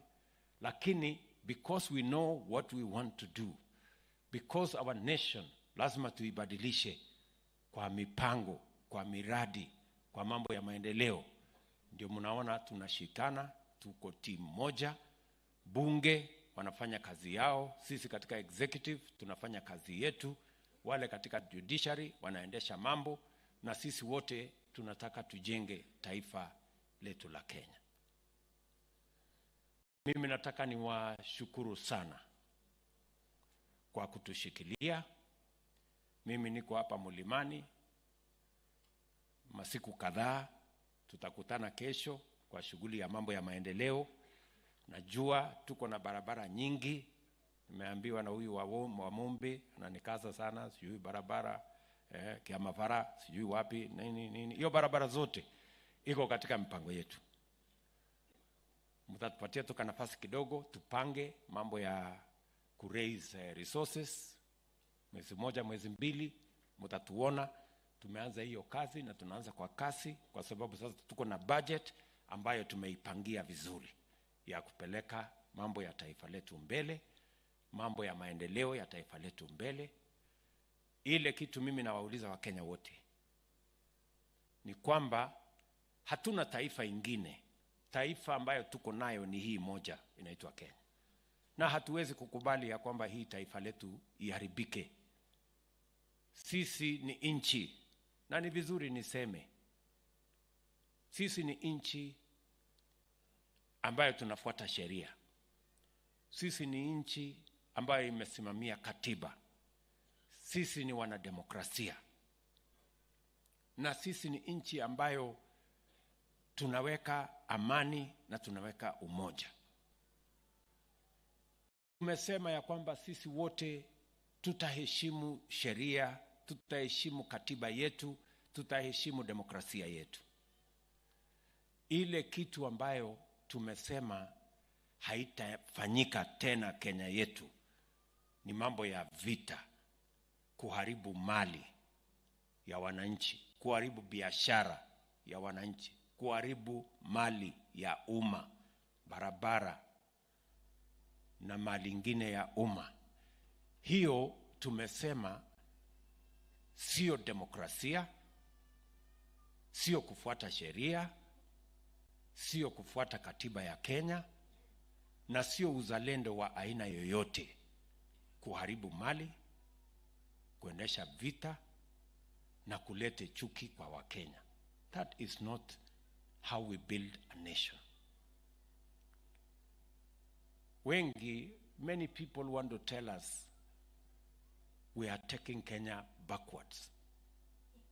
I want to tell them we are taking Kenya forwards by refusing violence, by refusing anarchy, destruction of property, whether private or public. That's how to move the country forward. Those engaged, those who propagate violence and destroy property and destroy public property and destroy life and destroy people's business, those are the ones who are taking our country backwards to the dark days where Kenya was violent. And I want to say, as Kenyans, Kenyan leaders, irrespective of what side we belong to or what persuasions we come from, we must stand together to say no against violence, against anarchy, against destruction of property, because that is violence undermines democracy. Violence works against the rule of law. Violence works against us as a nation, and we must all stand together to say no to violence. And I am telling even our brothers in the opposition, they must be unequivocal on matters violence. There is no opposition, there is no government on matters of violence. We must all stand on the same side, because it undermines who we are. It undermines our nation, it undermines our democracy, it undermines the rule of law, and it is unconstitutional and illegal and undemocratic to cause violence and destroy people's property and destroy our nation, sabotaging our economy. So sisi wote tusimame upande moja. Na mimi nataka niwashukuru Wakenya wote kwa sababu tumekubaliana. Watu wengi wanashangaa pengine haya mambo ya maandamano ambayo tuletea fujo. Naamini ya kwamba kuna sababu ilifanyika. Ndio tukubaliane kabisa once and for all ya kwamba there will be no more violent demonstrations in Kenya. Hatukuwa tumepata nafasi ya kusema. I think we are now agreed that there will be no more violent demonstrations in Kenya that destroy property, that destroy people's lives, and that destroy our public property. Sisi wote tunasimama upande moja. So nawashukuru sana ndugu zangu watu wa Nyeri, ndugu zangu watu wa Mlima Kenya. Tunawapenda sana, tunawaenzi na tutashirikiana kujenga taifa letu la Kenya moja ambayo tumeunganika kama wananchi wa taifa la Kenya. Na tumesoma kutoka kwenu. The same way the people of this region led the nation in uniting Kenya and refusing ethnicity.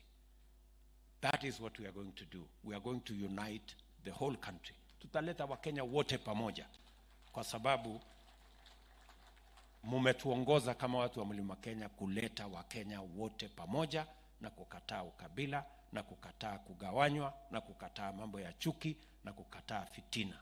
So tunataka tuwe nchi moja. That is how we are going to bring the nation together, energize our development and drive our prosperity and collective good for our nation. Nataka nimshukuru sana huyu deputy wangu. Mara anaonewa sana anaonewa sana kwa kusema ukweli. Lakini mimi namshukuru kwa sababu yeye ni shujaa. Hata watu wapige kelele namna gani, akitaka kusema maneno ile iko ngumu sana, anasema hajasoma sana. Ndio apate mahali ya kuhepa. Lakini huyu mtu anakaa kama mtu ambaye hajasoma kweli. So tunashukuru sana, asante sana kwa kunipokea hapa. Mimi nataka niwaeleze ya kwamba mimi sasa ni mtu ya jirani yenu hapa na tutashirikiana na tutafanya kazi pamoja.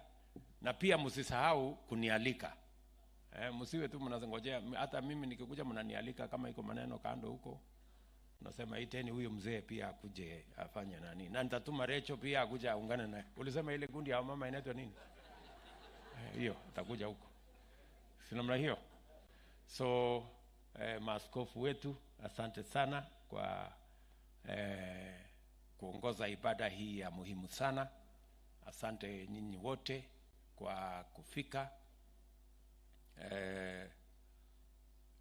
Kama kuna mtu amekosewa mahali fulani kwa jambo lolote, naomba msamaha. Haikuwa na makosa yoyote. Kama kuna mtu amekosa chakula, wacha nitachinja tena. Kwa sababu sitaki wajirani wangu waone ati mimi ni mtu mchoyo. Hapana. So hatujafundishwa hivyo. Tunataka tuishi hapa kama marafiki, tuchunge taifa letu la Kenya, tuchunge kila kijiji. Mambo ya matibabu tutaongea na gavana wetu hapa Kaiga na viongozi wa Nyeri. We are going to engage ili tuweze kujenga nchi yetu yenye iko na dhabiti. Tuko na mambo ya maji, tuko na mambo mengi, lakini hiyo kazi tutaongea na viongozi tukimaliza ibada hii. Watu wa Nyeri, tena nichukue nafasi hii niseme asanteni sana, nawatakia baraka ya Mungu. Nafikiri tutamalizia kwa kuimba wimbo mbili. Ama namna gani? Si tumalizie hapo kwa kuimba wimbo? Niko na wimbo ambaye inasema huniachi. Nataka hawa watu wakuja wanisaidie. Msimame tuimbe pamoja jameni. Tuimbe. Somebody project that on the screen.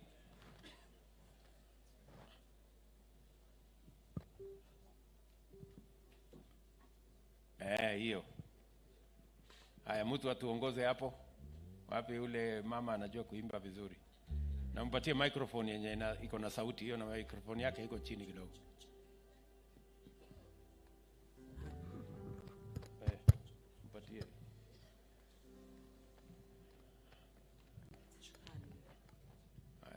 Endelea. Umeahidi ewe Bwana huniachi hadi mwisho wa dahari ulisema.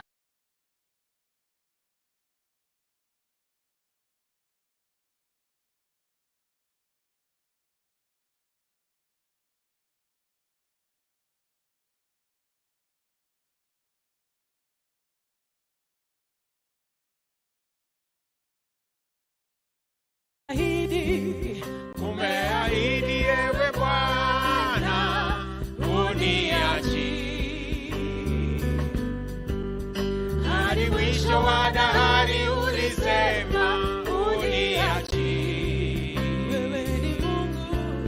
Wewe ni Mungu uliye mwaminifu siku zote. Mimi Baba, mimi naiweka imani yangu kwako Bwana. Nipitiapo maji mengi ya umoto uniachi. Unalijua jina langu wewe Bwana uniachi. Unatengeneza njia hata mito kule jangwani. Wewe ndiwe Alfa na Omega uniachi. Sema tena, nipitiapo maji mengi ya umoto uniachi. Baba, unatia jina langu wewe Bwana uniachi. Oh, unatengeneza njia hata mito kule jangwani. Wewe ndiwe Alfa na Omega uniachi. Umeahidi ewe Bwana uniachi. Uniachi Bwana, mwisho wa dahari ulisema uniachi. Oh, wewe ni Mungu uliye mwaminifu siku zote. Na mimi Baba, mimi ninaiweka imani yangu kwako Bwana. Uliwalinda Israeli kule jangwani,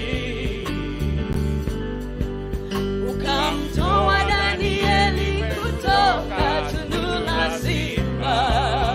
Wewe uwainua na wanyonge siku zote. Watuepusha na hatari kila siku. Usifiwe. Umeahidi ewe Bwana uniachi. Uniachi Bwana, dahari ulisema uniachi. Oh, wewe ni Mungu uliye mwaminifu siku zote. Na mimi Baba, mimi ninaiweka imani yangu kwako Bwana. Baba, hata mama wanaweza kuniacha, marafiki nao wanaweza nigeuka.